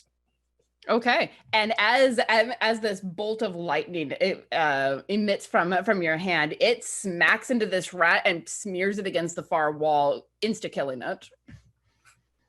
And you must have shot the one across the way, because otherwise you'd have disadvantage on the one next to you. Yes, I indicated which one he was shooting at, and it was the furthest one away. So that one is dead, though. Hey, Hello. Sorry? We just got a raid from Norse Foundry. Oh, hello, friends. Ooh. Hello. Now they're all Makers of fine dice. Oh my goodness. There we go. You're here just in time to watch us die. I have no idea what you're talking about. I've already put an X up on the board. I don't know what you people are doing.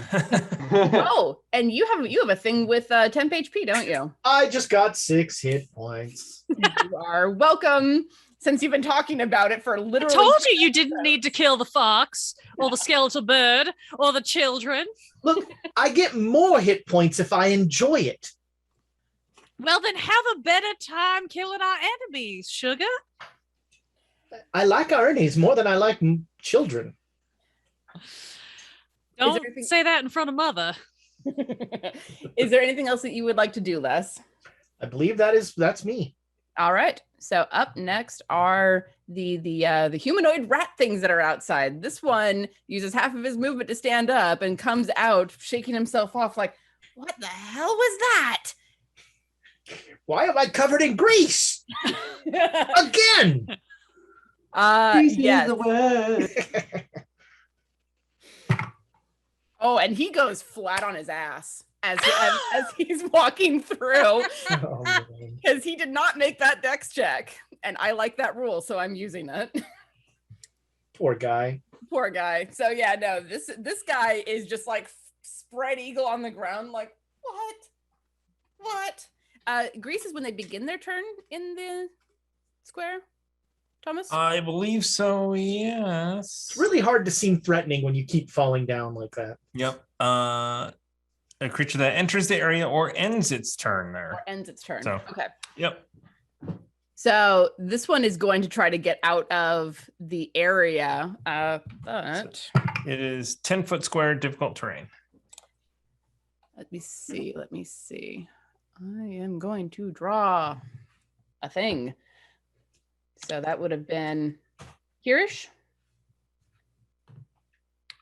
Oh my God, there's a gelatinous cube. That's exactly where I would have put it. Okay. But as he is moving out of that space, he bites it. So he makes it out of there, but he is currently flat on his ass as well, and has to use half of his movement to stand up. And he's there a little ways away from Wu Ya, and he looks at the kid, kind of spits off to the side. Hi, sir. Well, we didn't figure we'd find you here too, but that's nice and easy, isn't it? What? I'm just an 8-year-old boy. 8-year-old boy running around screaming about money. Oh, hi. You're the ones who didn't attack us earlier. And he takes a hand crossbow shot at you. Oh, okay. Thank you. That is going to be a 16 to hit. 16 to hit. Yeah. All right, and that is 5 points of piercing damage to you. Spicy. Quite. The other one is still flat on his ass and has decided to stay there for the moment because he's not having a good day. But the one up here is going to shoot at the only target that he can see. And I'll be nice and not use that other rule. Let's see. That is a 14 to hit. 14. Gotta get that. I'll mage use armor. shield on this one. Okay. I was gonna say, does that smell like a tie? That smells like a tie. All right. So that you do have a inspiration DM. that's true. You know, I would have to roll a 5 or higher, though. and good GMs use it. What are you saying about yourself there, Ezra? I'm a terrible D&D GM. Fair enough. So the were-rat on the roof is gonna mutter something to himself, rack another bolt, and shoot again. Jesus Christ. Were-rats, you should know. Yeah, I didn't send them to level 2 people. No, you just multiplied them by like 4 times the amount that should have been there. There was supposed to be 12. There was 25, so I multiplied them by 2. Mm-hmm. That's not gonna hit you though, because that is a 7 to hit. Okay. And then, oh my god, I need 2 screens to do this, to be perfectly honest, but I don't have them. So this one is gonna step out from cover, look at you, and take a shot. I've never been happier to be in a kitchen with rats. You know, there's And what do those rabbits do? And one delightful jackalware. One beautiful jackalware. All right, so he rolls a nat 1. So not only does He's in a grease spell. Other one. No, with the nat 1. The bolt goes absolutely wild as his crossbow string snaps. He shoots the guy who's having a terrible day. And that is all of them outside. So up next, now I get to do some rolling against myself, which is my favorite thing to do. Rolling with myself. Whoa, whoa. 3, 4. Rolling 5. with myself. Rolling with myself. Just gonna do this in 1. Wow, they rolled poorly. They rolled very poorly. Okay. You should use inspiration against yourself. No. Why would I do that? So, you can, Sabachthani and Les, you can hear distantly the sounds of combat and screaming. The only one who, and Marlista whirls on the rat that's left on her and starts like snapping. starts to smack at it with a pan. Ha! And she hits it. So, for 8 points of damage, she beats the shit out of that rat. It is dead. That pan will never be able to be used for anything else again, but, small. She dents the pan. It's also just so covered in rat gut. Oh. Just fry it off. It'll season it. It'll be fine. If you rub that in with some chainmail. Honestly, with jackal wares, that might not be the worst thing ever. I've eaten worse things at family get-togethers. How bad could it be? I'm sure you have. Woo-ya, you are up. Okay. I will notice that there is a bolt sticking out of my shoulder and be like, I don't like this. He's gonna take a step back, and as he does, he's going to reach into his pocket and pull out that rotten banana. Oh, go on. And with some arcane sigils in the air, put the banana in his mouth, and then just fires out a stream of acid that goes out in a 30-foot line in front. Gimmick infringement. I need both of them to make a dexterity saving throw, and I think the guy on the ground gets a disadvantage because he's prone still. Yes. Yeah. Yeah. Is it disadvantage or is it an auto hit since he's prone? I don't know. Let's find out. The vomit thing was mine. I'm a little hurt. Prone. Creature has disadvantage on attack rolls. It doesn't say. Only crawl or stand up. Yeah, it doesn't. If it does not say it, Okay. is not part of it. I tried. Sorry, Wooya. You did, but honestly, I'm gonna say he has disadvantage on that check, just because Disadvantage, yes, just not the auto hit. Right. So it's a dex saving throw. Okay, so that is a 13 for the one on the ground. Mm-hmm. That's a fail. And a 14 for the one standing. That is also a fail. So they are both covered in acid and will start taking damage at the start of their turns. As I read that, I was like, oh, okay. Boo. Well, And they can take an action to wipe it off. Okay. But yeah, at that point, I will enter the doorway. That's 1, 2, or was it 1, 2, and just huddle up in the corner and just be like, Mr. Moreover, there's someone outside. They're attacking us. They're shooting, and point at the crossbow bolt. All right. You took care of our rats. Oh no, these ones walk on 2 feet. Oh. Did they bite you? No, they shot me. Well, you're probably not going to become a rat then. Well, that's good. Not that kind of rat. He's outside, but he's invisible, I think. All right. Well, Wooya, is there anything else that you would like to do? I think that's it I can do as actions. Yep, that's basically it. All right. I'm going to mark these two. Come on. I somehow telepathically believe there are other rats in this building. I don't know if that's telepathic or just screams. It's hard to say. All right. So,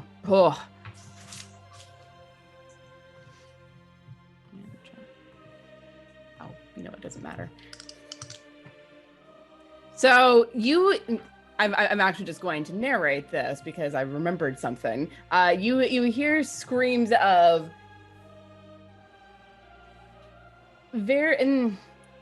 canine rage. Let's put it that way. That was my band in high school. I completely believe it, but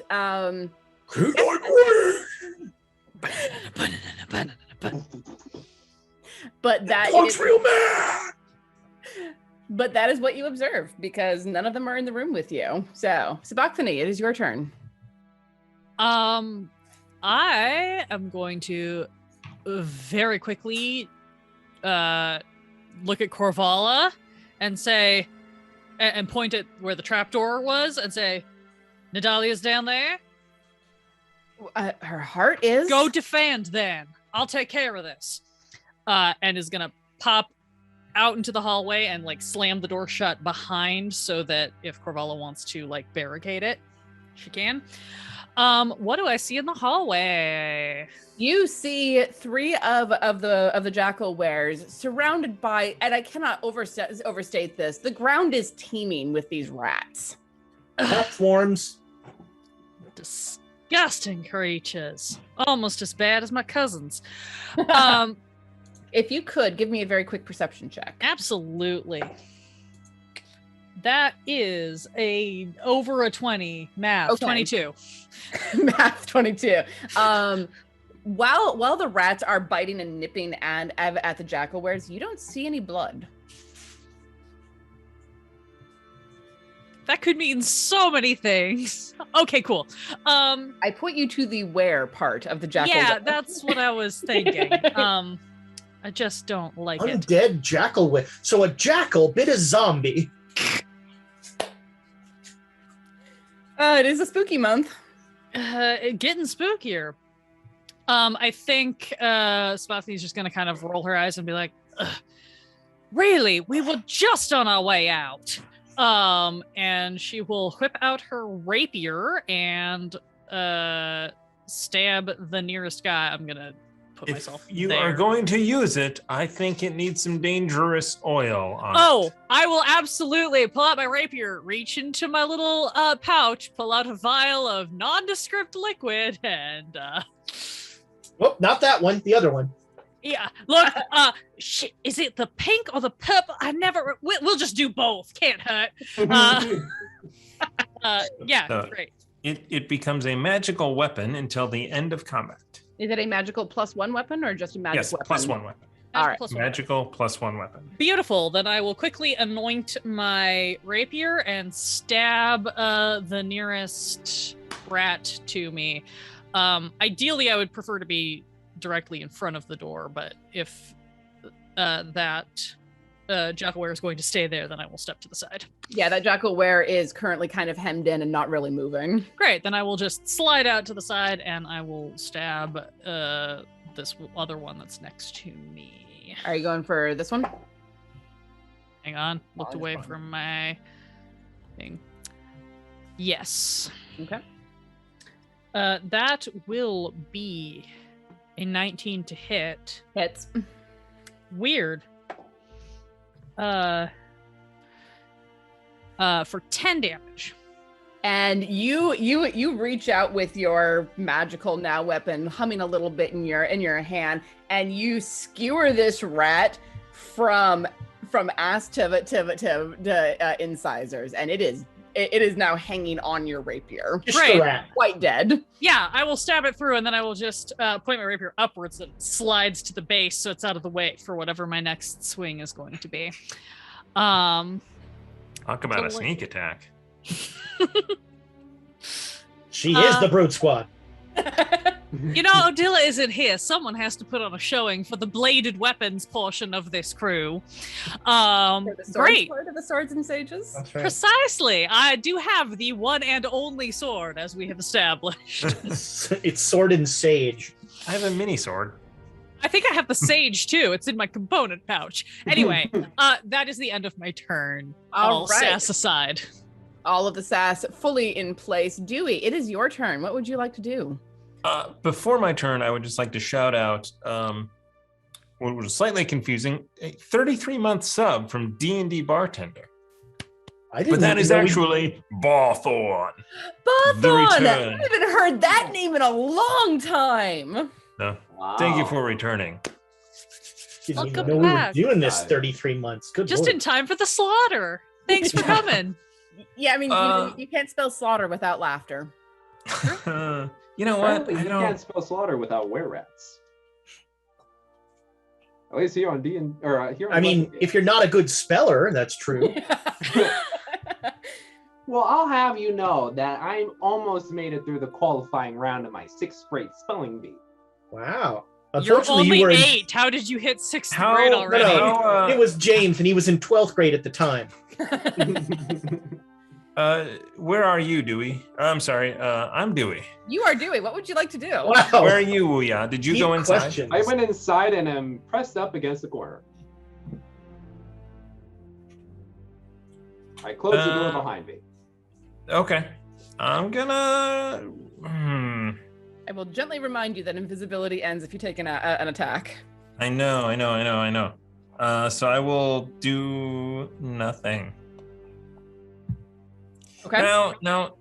I need to kill more of those rats. I'm going to. You know what? I'm going to ready an action instead. Okay. To Ray of Frost. So when the were-rats go in the building, I'm going to ready an action to shoot the last one in. Okay. All right. Noted. And then I'm probably going to move. I'll stay there, but yeah, that's it. All right. I'm going to hide. That works. Les, your turn. There's no limit on the temporary hit points that I can gain. Every time I kill something, I get 6 temporary hit points. Which makes me really think about going wiping out rats and just becoming a tank. Roll-wise, whenever you gain temporary hit points, it just replaces whatever you gain. Yeah, they don't Oh, stack alright. unless it says so. Right. So generally whenever you're provided with something that gives you temporary hit points, it's whatever the highest one is.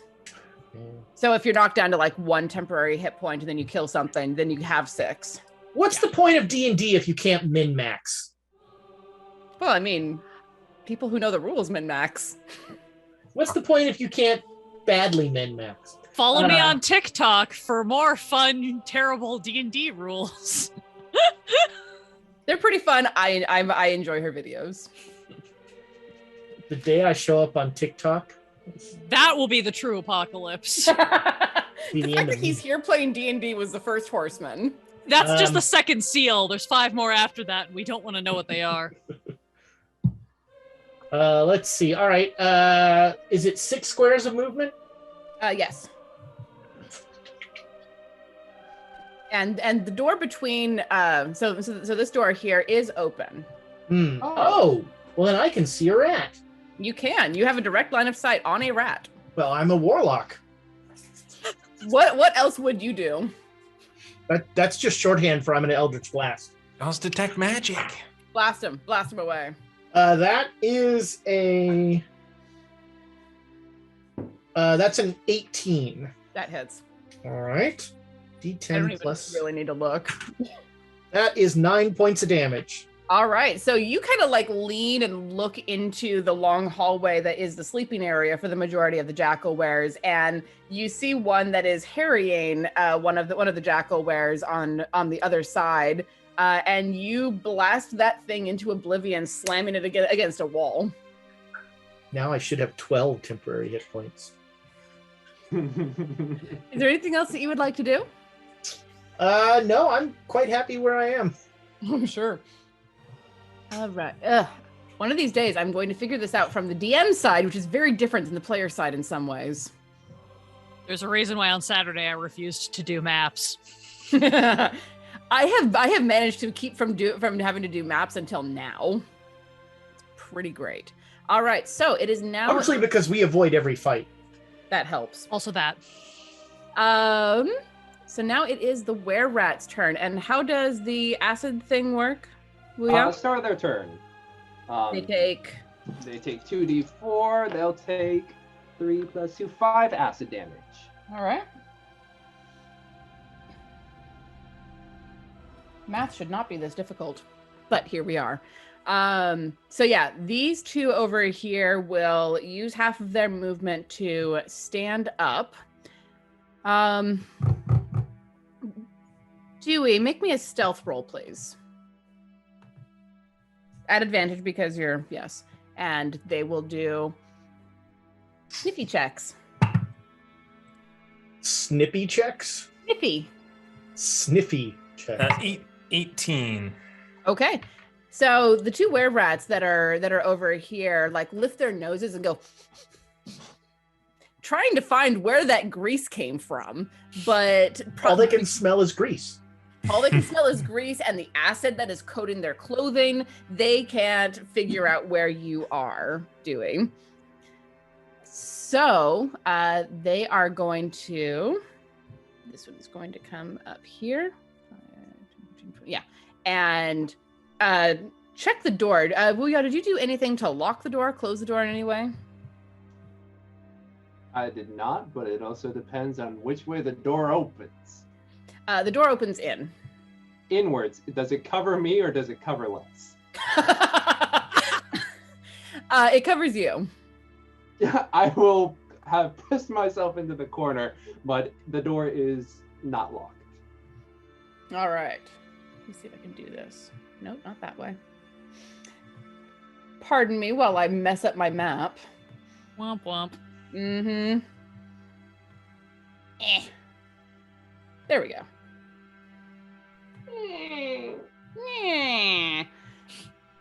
And the door opens and this one comes inside. So that was 5, 10, 15, 20, 25. It sees you, Les. Doesn't see the kid. Let me see. Yeah, doesn't see Sabachthani on the other side of the door. And uses its action to rush at you, Les. Yeah. And it's a greasy. It's got Yeah, I acid. know. on It's it. greasy and acidy. 30. Yep. This one is also going to move inside. Just like family reunions. 15, 20, 25, 30. This one is going to come up to the door. It's also going to take a second to do a sniff check. Now, would that trigger Dewey's? He said very specifically the last one The in. last one. Which So- may never happen. We'll never know. Was that potentially the We last can't one? see outside. We don't know what's happening. It's true. So this one like lifts its head and smells for a second. It seems confused by all of the extra smells that were coming from over in this corner, and steps inside. The one on the roof does not appear to be coming down. It is readying another crossbow bolt. So Dewey, your prepared action can go off at this point if you so choose. I don't know that there's one up there. Hey, hold on. Sorry, I need to look at this. +6, 13 to hit. Hits. Yes. Which is a D8, and I think its movement is slowed. So By 10 that feet. is 7 points of damage. You know what? And because I can, I'm going to make it psychic damage. Okay. That's my special thing. All right. So you see it like grab at its head and go, and it looks around very confused. You said it was 7 points of damage? How much? Yes, 7. All It was a right. psychic ray of frost. Yep. I love how you can mess with that. That's an ice cream headache. Yeah. Essentially, yeah. All right. So that is all that the were-rats are going to do because this one used its action to get up to you, Les, and the other two are not observant enough to notice Sabachthani on the other side. Which is the only time Sabachthani has never gone unnoticed. Based on previous headcanons, apparently. Very true. I think this scent would notice your perfume. You would think. Let me see. All right. So you start hearing squishing is literally the only word that you can think of. Can I on my I didn't take an action. I want to tell Marliese to get away from me. Okay. She will very happily huddle off in the corner, staying away from the giant rat that's smeared against the wall, but like huddled down in the corner of the wall and the stove. She should have gotten farther away. Well, she wasn't going to run past the were-rat in the doorway with you. Valid. So you hear a squish sound come from the room next to you, Sabachthani. It's not a great Not a good sound. I do not like that. And something happens. There's a squish and something happens. You know, as you do. But you do see some Sabachthani. This one also gets smacked by. So the jackalwares live in this hallway. This is their sleeping area. So the one who's backed into the corner there picks up a stick and starts hitting at the rat next to him with it, and actually connects. Not enough to kill it, but enough to do some damage to it. Don't jackalwares have claws? In their hybrid form. Oh. And they were looking as human as they could get away with. Yep. All right. Woo-ya, it is your turn. One in the corner not going to do anything, or is it cowering in fear? It's cowering, kind of pulled away at the moment. Balls.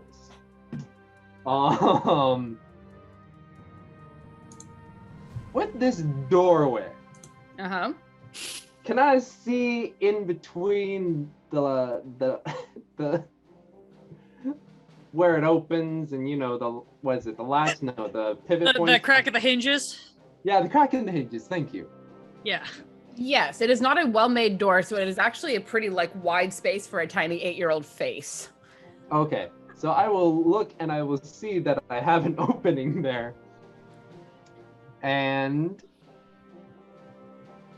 I will cast, let's do Chill Touch on the one in the back here. Are you aiming at this one that's up on the roof? Oh no, the one right at the doorway. The one that got hit by the Psychic Ray of Frost. Okay. Is he shielded by the door though? He does have partial cover from the door. I thought you were looking up. Okay. So he does have partial cover, which will give him a +2 AC. I'm gonna try it. Do it. Why not? From my little corner. Nat 20. Oh yeah.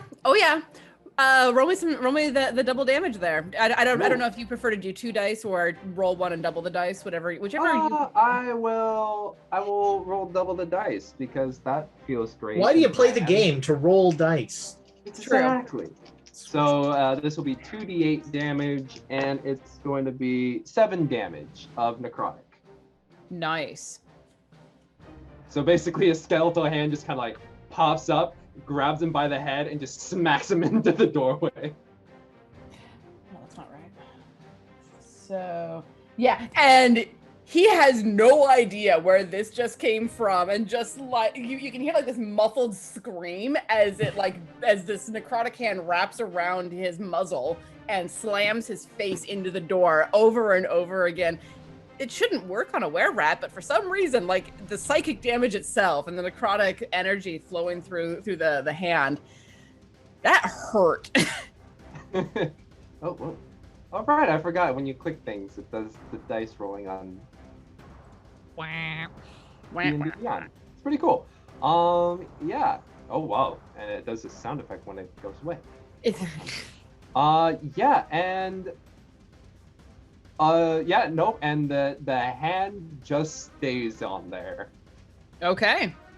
Yep, and it cannot regain any hit points until the start of my next turn. Excellent.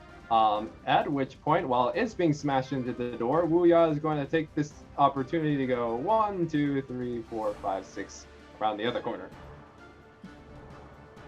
Sure. Gonna go deeper in and seeing that little doorway just poke around, and hopefully that fact that there's a skeletal hand there and the doorway blocks him from being seen as he ducks into that corner. Being seen by 2 of those were-rats. Let's find out. Oh boy. Give me a stealth check just for fun. Just for fun, let's go. Ooh, 14 plus 1, 15. Okay, one of them glances over in your direction. It's not the one that you just hit, but you get the impression that you were seen by one of them. The other one has a giant fucking hand wrapped over its face. It sees nothing. What? Where? Yeah, where exactly. rats? Jackal where? They're rats, their castle. All right. That ends my turn. All right. So up next is the giant rats, and recognizing in their dim little brains that they're not getting the blood that they want off of these jackalwares, Oh, they'll love her blood. They can try. This one comes darting around, and these two turn their focus to you, Sabachthane. Bring it. All right. He's like waving their friend at him. Go ahead, it's fine. Kill the doctor. That won't end poorly for anyone. Nope, not at all. That is a 12 to hit. Miss. You got it. The GM has inspiration. That's true. 3 of them. And a 14 to hit. Hits. All right, and that is a 1d4. This is why I pull all my dice out. Oh, 3 points of damage. Hey, that's not bad on a Excuse D4. you. It's the minimum damage. It's why I make the noise. Mm-hmm. And the others seem occupied with their particular jackalware over here, who again doesn't seem to be getting hurt, but is definitely freaked the freak out. And you can hear like a yelping noise over from this room. But that is the end of their turn. Sabachthane, what would you like to do? I'm sorry. Wuya, what was that stealth roll that you made? 15. Great. Then I saw you come in with my passive. I just wanted to see if I needed to roll for it or not. Yep, you just see me in the corner with the bolt stuck in my shoulder. Yeah, I'm just gonna kind of look and sort of like make the slight, like, just like very subtle head tilt toward the door where all the sound is coming from.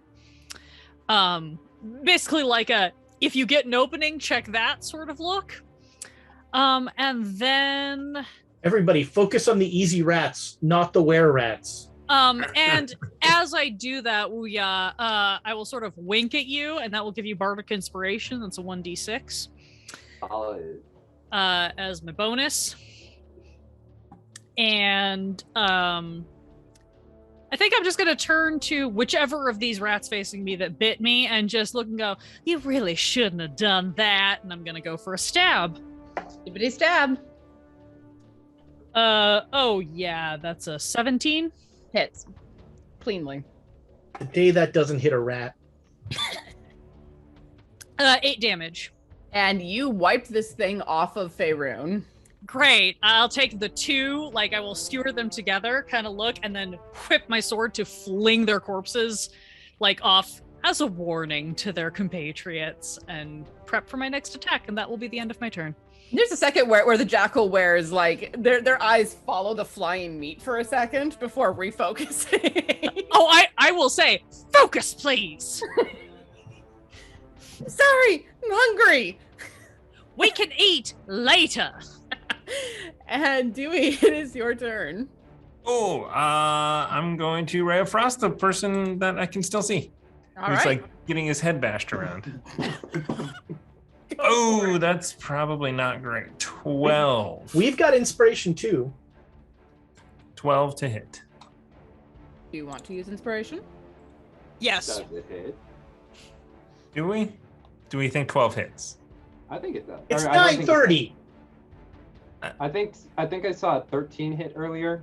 13 hit. We're gonna test. this. I think we should inspire it. Better safe than sorry. It's All getting right, I'll it's getting deep in. inspire it. Thank you for the bits. +4. 17. All right, that hits. And that is a.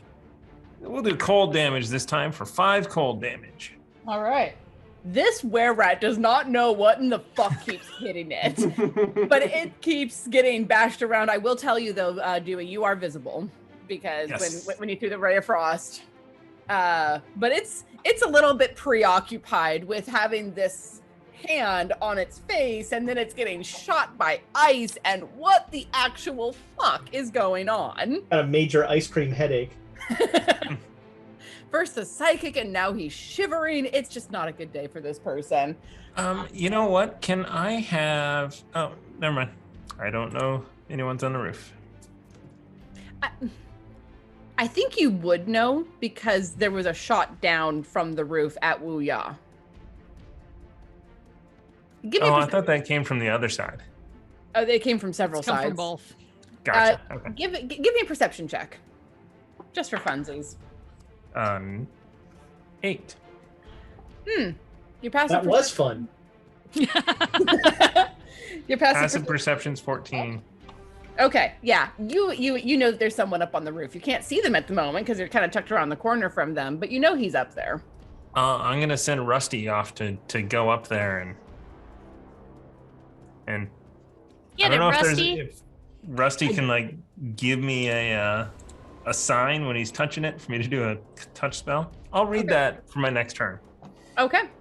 All right. Can you do Les, touch spells through Rusty? You can Yeah. through familiars. That's cool. Les, it is your turn. What would you like to do? All right, well, I am going to move there. Mm-hmm. And then I'm gonna, let's see, I don't think anybody can see this now. Maybe Wuya will, maybe Dewey will be able to see it. Mm-hmm. I am going to, my jaw distends, and everything within 10 feet of me is set upon by millions of beetles.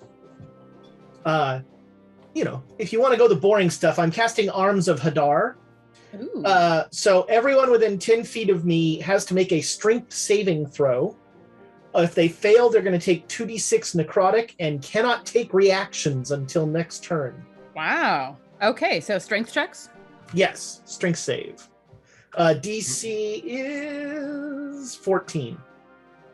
And how many beetles is that? Uh, 1 billion. The beetles. That's my baby. All right, I have a 6, a 12, and a 15. Well, one of those makes it. All right, so I'm going to say that the one that's furthest away. So this He one over- suffered enough, that poor guy. that one is just like it gets moved out of the way of the beetles as it's being flung around. All right. So they are going to take 8 points of damage, and the ones that didn't make the guy, the two that are closest to me can't take reactions. Okay. I will. They're going to accrue all of the little icons by the end of this. All right. Is there anything else that you would like to do?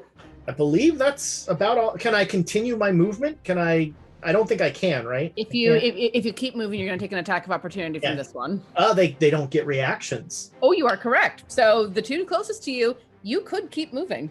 In that case, 1, 2, 3, 4. I'll get in a corner. There you go. All right. I don't want to be near all these beetles. I don't blame you. It is the top of the were-rat's turn, and someone doing... They get 3 acid damage. 3, thank you. I could not remember who cast that. There are too many fucking casters in this group. Oh no, everyone wanted magic because we knew this was going to be a horrible campaign. Hey! It's not that This is bad. my first ever wizard. We're so- being stalked by a goose. It's horrible. We don't know we're being stalked. The goose showed up just once. We keep hearing it honking when we sleep. I know that's Dewey. That could just be a guilty conscience. I feel nothing. Oh, You know, I completely believe that. what is a conscience? Mood. All right, so this one's gonna take the action to remove the acid because it's tired of this.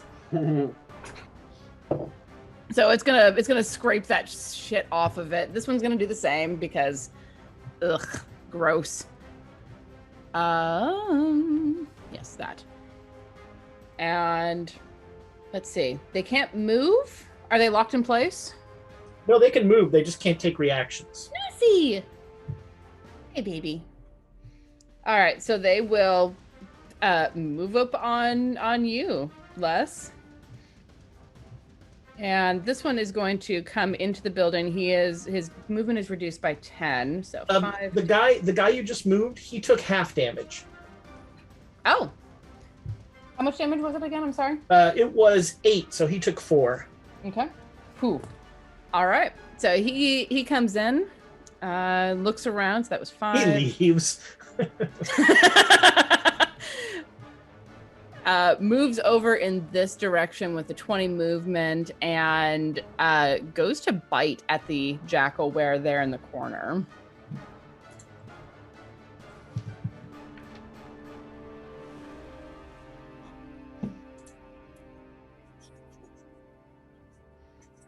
All right. Yes. This is so much better without that fight music repeating all the time. The audience can hear it. Oh, well, enjoy that, audience. But it's I'm now sure- it's now a 20-minute loop instead of a 3-minute song that just over and over. All right, and well, over. that's better. When this one ends, I'll fade it out. All right. So Which no. this were-rat attacks that jackal-were, and you see it draw blood. Oh, Like it seems to have actually done damage to the jackal-were. But now it is the jackal-were's turns, plural, all of them. That one's gonna fight back. with David Horowitz. Actually, God, that joke dated me. that's the first joke that's dated you. Well, somebody's got to. Wait, I'm married now. I can't make that joke. All of the jackal-weres within all of your vision take the moment to like turn in on themselves, shudder, and turn into their hybrid forms. So now they are essentially standing jackals. Magnificent. Oh my. Those those supple muscle of those creatures. Cool. I love a good shank. Do those come naturally, or do you have to work out for that? Little of both. And Very good. that is their action. So now Wu-Ya, it is your turn. All right. So Wu-Ya, seeing none of the things that Mr. Moreover did, is going to walk over here and see that they have been quite battered. Is the one that's dealing with just jackal-were kind of just, how's he doing? That was the one in the back. It's not doing great. If we were using So the skeletal hand's still kind of holding on. hold on. Punching. Are you gonna cast that spell again? Yep. Chill touch. Here we go. Do it. And ooh,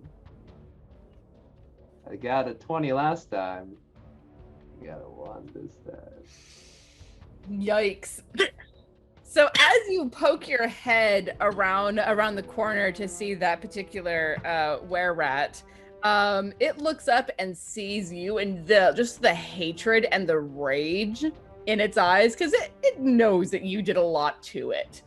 For just a second, that animalistic rage throws you off of your game, and your hand slips. You don't do any damage to yourself or your friends, but that spell went crashing into a wall. After that momentary like mental part, we was just gonna look at me like, and then go back into his corner. I like it. Maybe I we like- were wrong. Maybe he is actually just an 8-year-old boy. Who knows? Hard to say. All right, it is now the giant rats' turn, and they're starting to feel it. They're starting to feel in their animalistic brains this might not have been the wisest choice on their parts, but the one closest to you, Sabachthani, takes a bite anyway because, yeah. I mean, you're delicious. I expect nothing less. Everyone wants a piece of me. I'll leave that alone. I do not use the term succulent lightly. I assume a 12 misses. It does, in fact, miss. All right, and that is the end of its turn. All the rest of them proceed as they have been, which is to say, not well. And these ones don't want to move away because there's now a predator standing directly over them. So, Sabachthani, your turn. Yeah, okay. I'll just turn to this last one that's right within my immediate range and just be like, now you really should have learned from your friends. And I will take a stab. That's a 15 to hit. Hits. for a delightful maximum of 12 damage. Yeah, you skewer the shit out of this thing. Like, you even see a little spurt of shit join the dangerous oil along your blade. I was just looking like, gonna have to clean that later. I will slide that one up to the hilt, so it's still on my sword, and then I would like to use my movement to bop around and pop through these doors and see what the frick is happening in this room. Okay. There is a single jackalware who is dealing with another giant rat and just kind of like fending off. This is an older jackalware with glasses, and just kind of like fending off the attacks at the moment. Great. I will kind of park here and just be like, hey, why don't you pick on someone who can keep up? That'll be my turn. All right, Dewey, it is your turn. So Rusty has a speed of 40, a climb speed of 30. He went last round. Can he get to the were-rat up top? Oh, yes, comfortably. Because we communicate telepathically, so I'm just going to have him run up and bite the guy, and I'm going to cast Inflict Wounds on it through Rusty. All right, make that attack roll.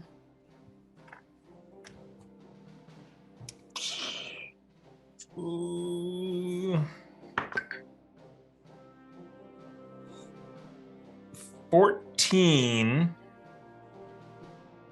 Wait, Okay. 13 hits. Yes. 14. 14 hits. I was letting you finish your thought before I confirmed one way or to other. May I use a card? For maximum Surgical damage. Strike Yes. does max damage. Oh, Yeah. for inflict wounds? Fuck yeah. Yeah, For absolutely 30 points of damage. Jesus.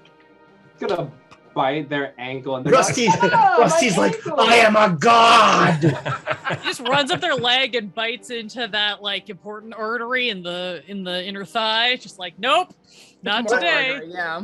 Rusty doesn't know there's a spell or anything. Rusty just like, I am the destroyer.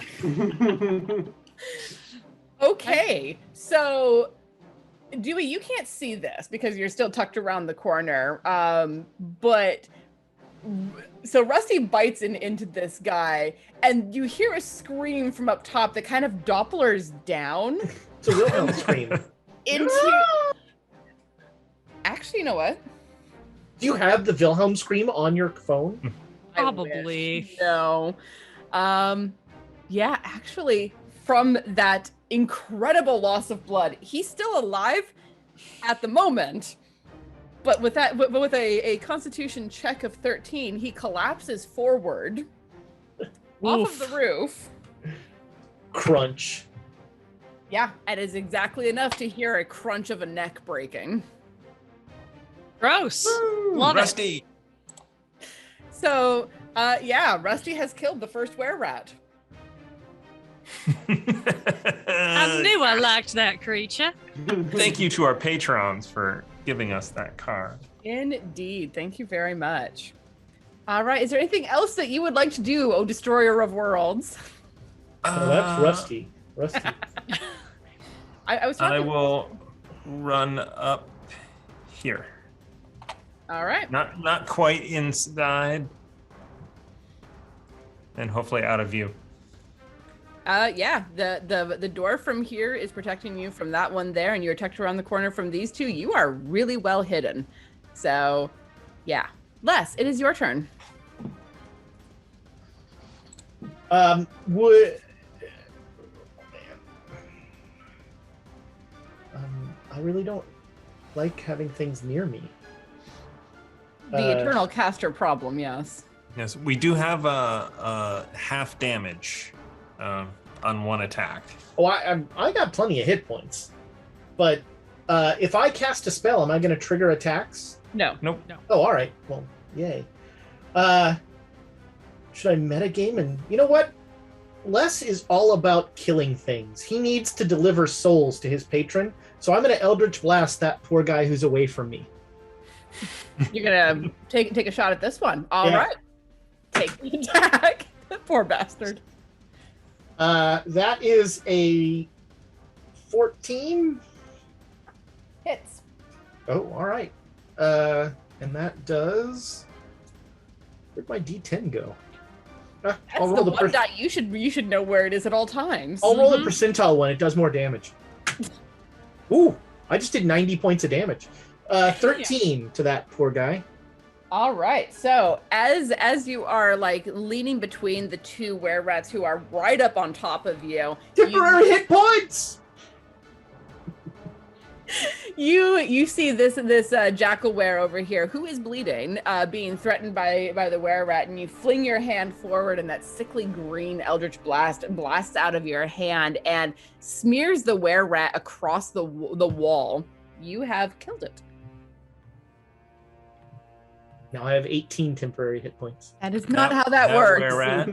That were-rat had force, cold, psychic, Necrotic, acid, necrotic. We almost got the hat trick of every type of damage. We needed some Only I'd gotten holy. in there with some fire. And you know the nice part is about throwing were-rats at this party, and that's why I was okay with it. Y'all use fucking magic.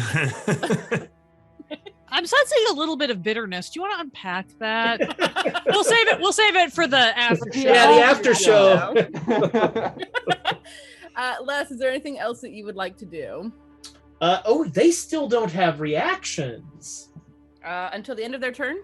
When? How long Yes. does it last? Yeah. On a fail, until their next turn. Yeah. Okay.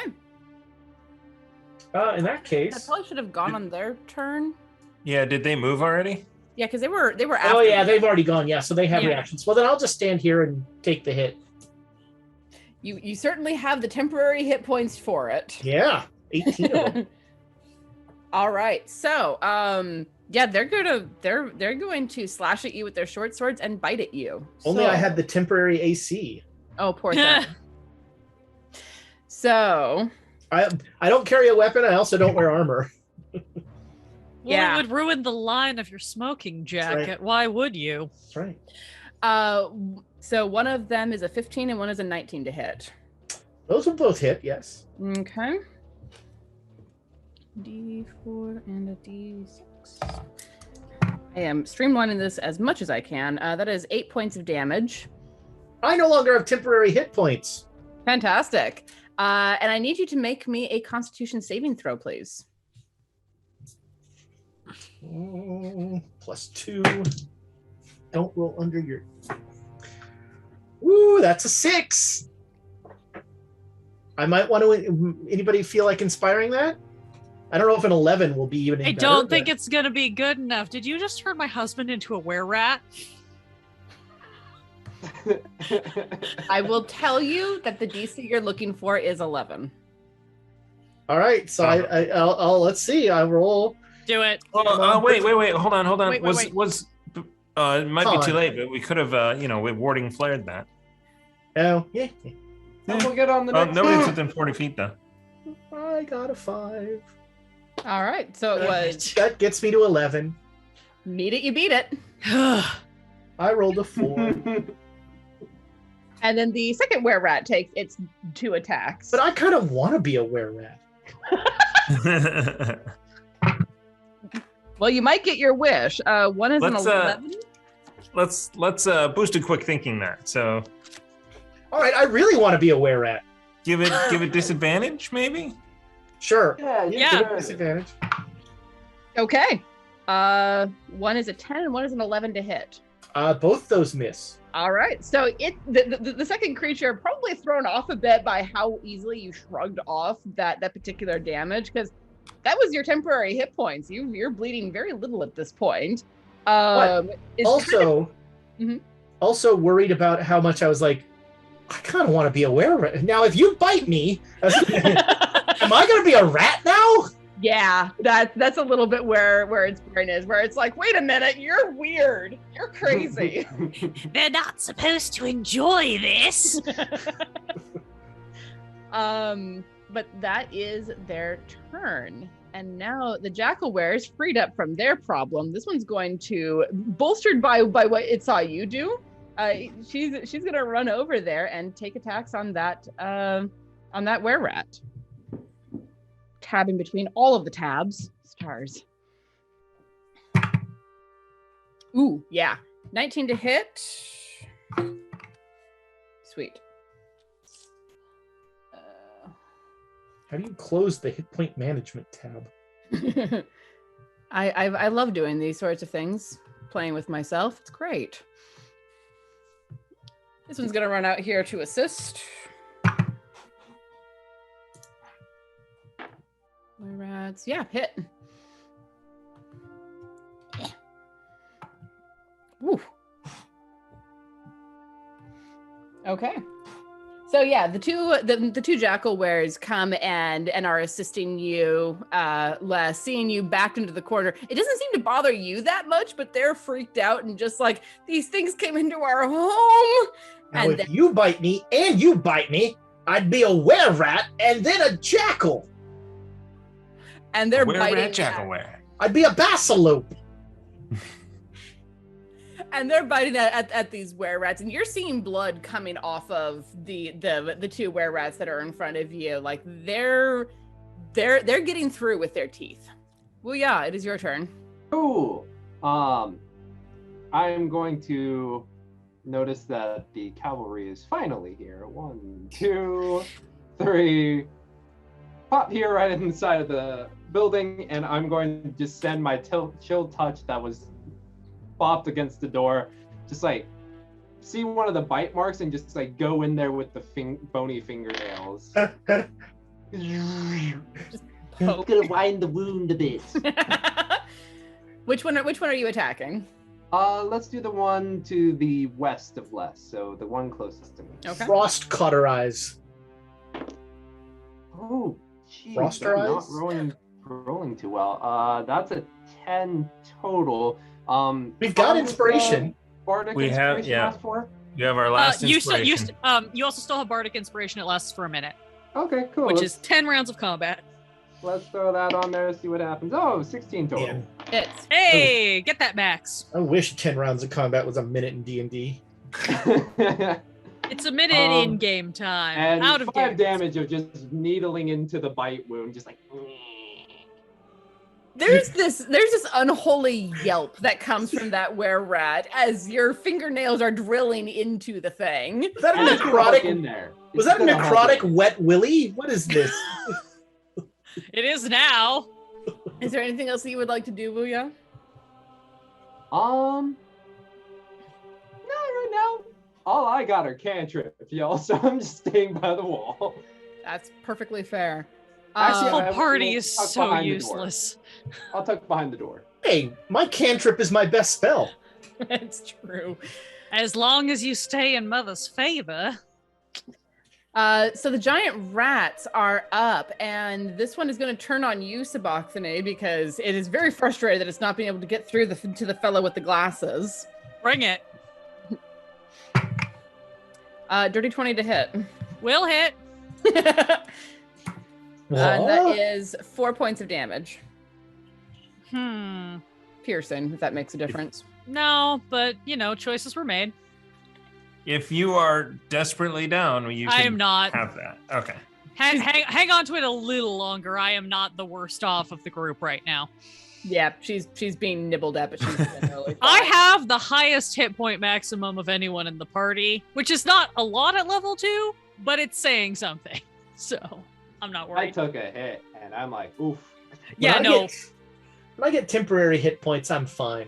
Yeah. Yeah.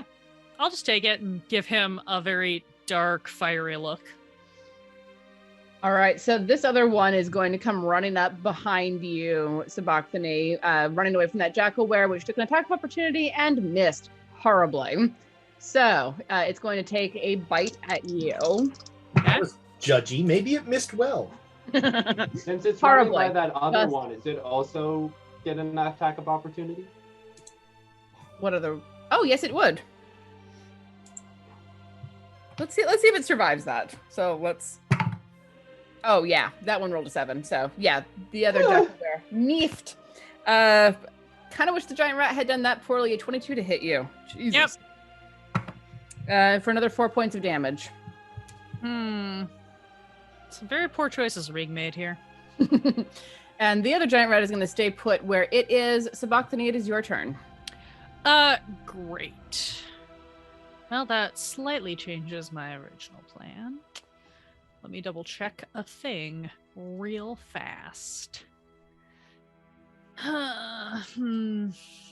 Yeah, okay. It's disappointing, but we will do what we have to do.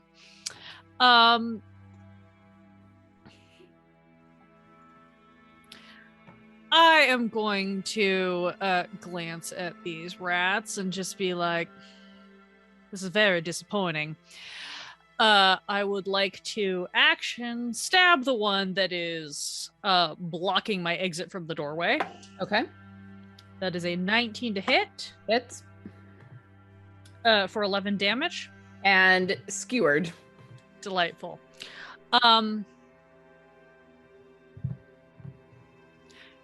Sure, we're gonna risk it. I am just then going to move this way. I will take the attack of opportunity from the one whose range I am moving out of. That is an 11 to hit. Will not hit. Excellent. Yeah, I'm just gonna kind of give him a hand wave like, should have known better. I'm gonna stride out into this main portion of the fight, look over, and be like, Lester Honey, you're not done yet? I'm so sorry, I've been delayed. And I will blow him a kiss, which is Bardic Inspiration. That's 1d6 to saving throw, an attack, or you can save it and add it to a healing or a damage. Adding it to a damage sounds fun. Yeah. I'm trying to decide if I'd rather be a rat or a jackal. Well, if I have a say in the matter, always do. I'd prefer neither, but if you have to pick one, jackal seems much more exciting to me. All right. Anything else about the name? Nope, that was my movement, my action, and my bonus action. Dewey, you are up. I'm going to go, don't worry, Mrs. Moreover, I'm here. Which one looks All that does is make me worry. Do you say that out loud, or is that finally your response to my message? That's the message. It's just in my head. Which one looks more damaged? This one that is caught between the jackal wear and Les. All right, I'm going to shoot it with a ray of frost made of fire. Nat 20. Oh, goodness. All right, roll me some damage. Hell yeah. Jackal's looking more likely. 8 points of damage. So as you curl your hand around, you can hear Book in the back of your head. Oh, we got this. We totally got this. As you fling fire at this were-rat, and the were-rat gets caught on fire and burns like the worst torch you've ever seen in your life. It does the stuntman on fire stagger. Briefly before collapsing on the floor. It is removed from this plane of existence. Then I'll, duck out a little bit here. Wait, I thought Dewey said he was here. God. Dewey's here? Don't worry about teenagers. They're very fickle. I remember when I was in my 60s. I couldn't make up my mind for anything. Les, it is your turn, unless you have something else you want to do, Dewey. No, I'll have Rusty start making his way towards me. Okay, and so with his climb, he is able to make it to you by the end of the turn. Rusty's been feasting on the corpse. Rusty's going to be a fox wearer rat. A werefox.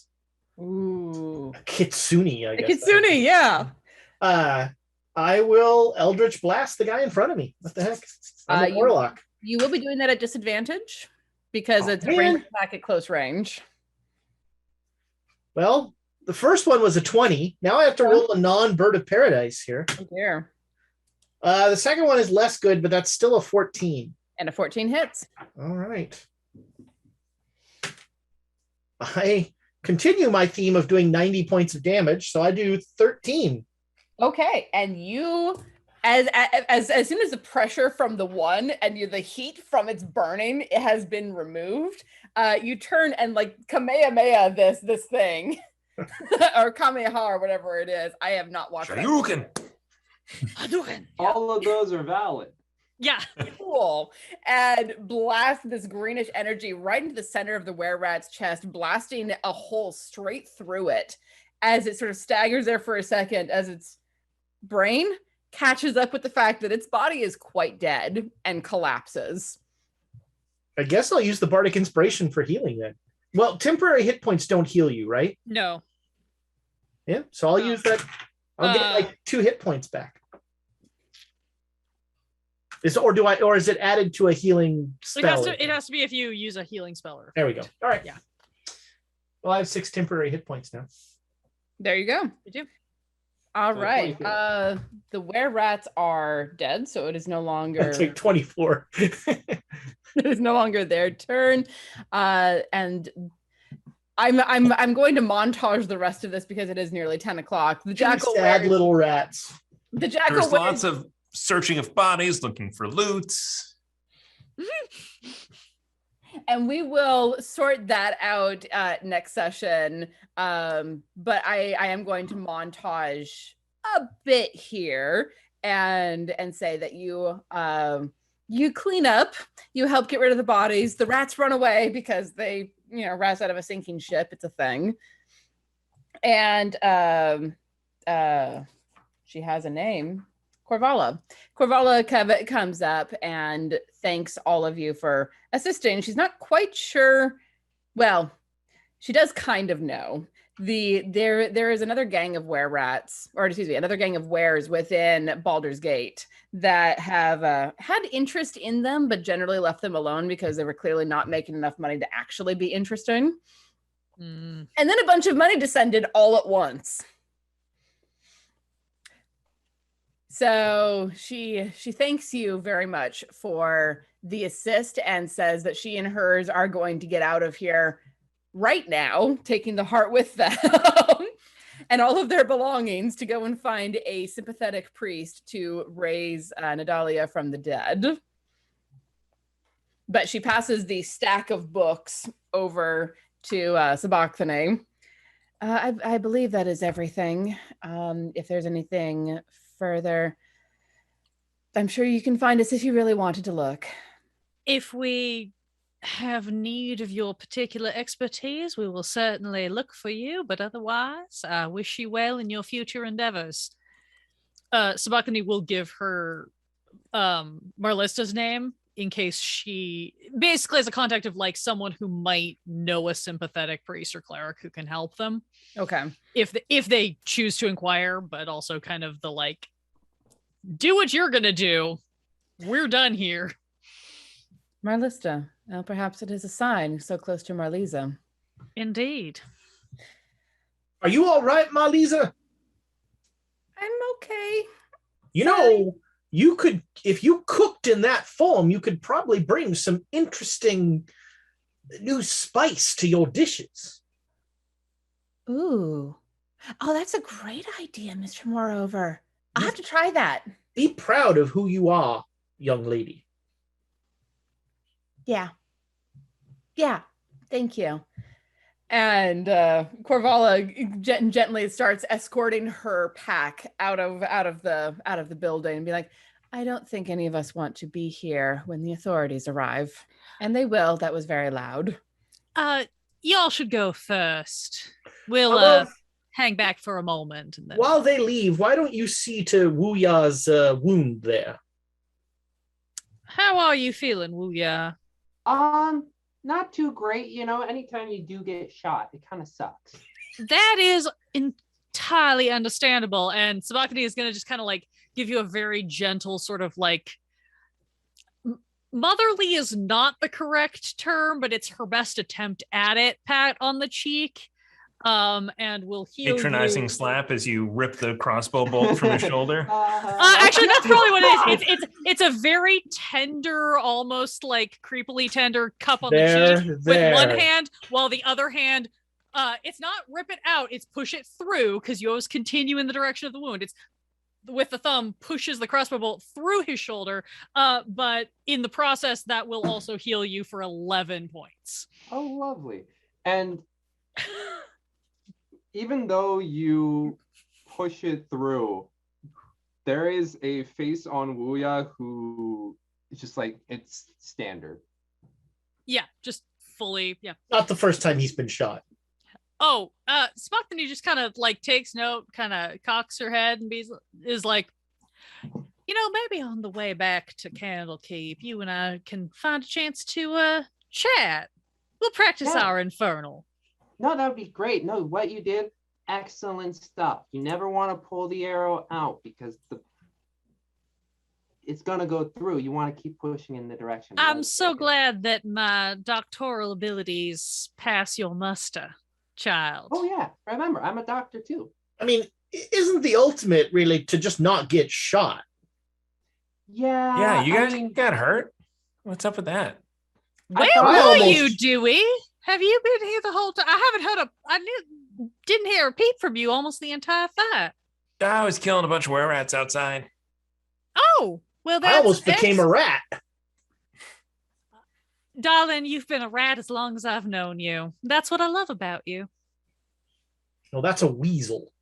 Oh, you're right. Do forgive me, Angel. Yeah, no, I thought being an 8-year-old would have made them not shoot me. Unfortunately, in Baldur's Gate, all rules are off. You would think being a 6-foot-tall demon would have deterred them, but they didn't seem bothered. Yeah. Smockney will hold the party back for basically give the Werejecals like a 5-10 minute start at most, and then we'll be like, and let's go, and we'll head back kind of in a circuitous route to the hotel, maybe even swinging over by the ladies' hall to kind of see if we need to pick up Odilla or not. If not, Odilla, are you here? If we don't get any indication of her, then we'll assume she's going to meet us back at the hotel. She knows what's up. It's fine. We're not going to step on her game. You know, she might have been bitten by something that causes her to turn into something as well. I think the only thing she's been bitten by is the bliss of knowing she didn't have to deal with us for 24 hours. She's going to turn into a lesbian. Wait, do you know what that word means? I think, I believe she is non-denominational, Dewey. But that's her own business. So you do check in at the ladies' hall. You don't see Odilla there, but you all know where the hotel is. You can get back there fairly easily, and that's where we're going to leave it for tonight. Technically, having finished the module, so level up between. Yeah, it only took 10 episodes. Hey! It took us 6 episodes for module 2. We did module 1 in 4. True. See? 3.5. You know. Wow. So only 40 more episodes to get through the campaign. I tried. We could have ended this 3 episodes ago, but no, you wanted to go gambling. Hey, we only did half of this was gambling episode. So yes, go ahead and level up to level 3. I will tell Laura to do the same as well because she caught residual XP from you guys. Oh, she definitely leveled. Yeah, she vanquished that prey from the field of battle. Quite. Single-handedly. Multiple times. It's so social encounters also gain XP. We love you, Laura. We're sorry you weren't here, but we're glad you're having a great time. That wasn't social. That was all cardio. And on that bombshell, we're going to end this for tonight. We will sort out loot that you found on bodies and whatnot later because I don't want to deal with that at 10 o'clock at night. But level up before the next session. And thank you all so much for joining us and putting up with me having to remember how to run Roll20 from the DM side for the first time since the pandemic began. I think I'm taking that level of barbarian now. Yes. It has been excellent playing with all of you. Thank you so much to our patrons for giving us those wonderful cards that saved our players' asses a couple of times and killed a were-rat in one round. It was pretty cool. That was all rusty. It was totally all rusty. So thank you all so much for joining us. Thank you for the bits. Thank you for the inspiration. Thank you for the cards. Thank you for your likes, your comments, your subscribes, all of the things. Do all of the things. And we will see you all next time. I'm gonna send you over to Total Party Chill, hit him with a bunch of emotes. Yes. Do it. And Do then it. they're probably done in like 5 minutes. So Probably. Yeah, we're going to Patreon after dark. Woo!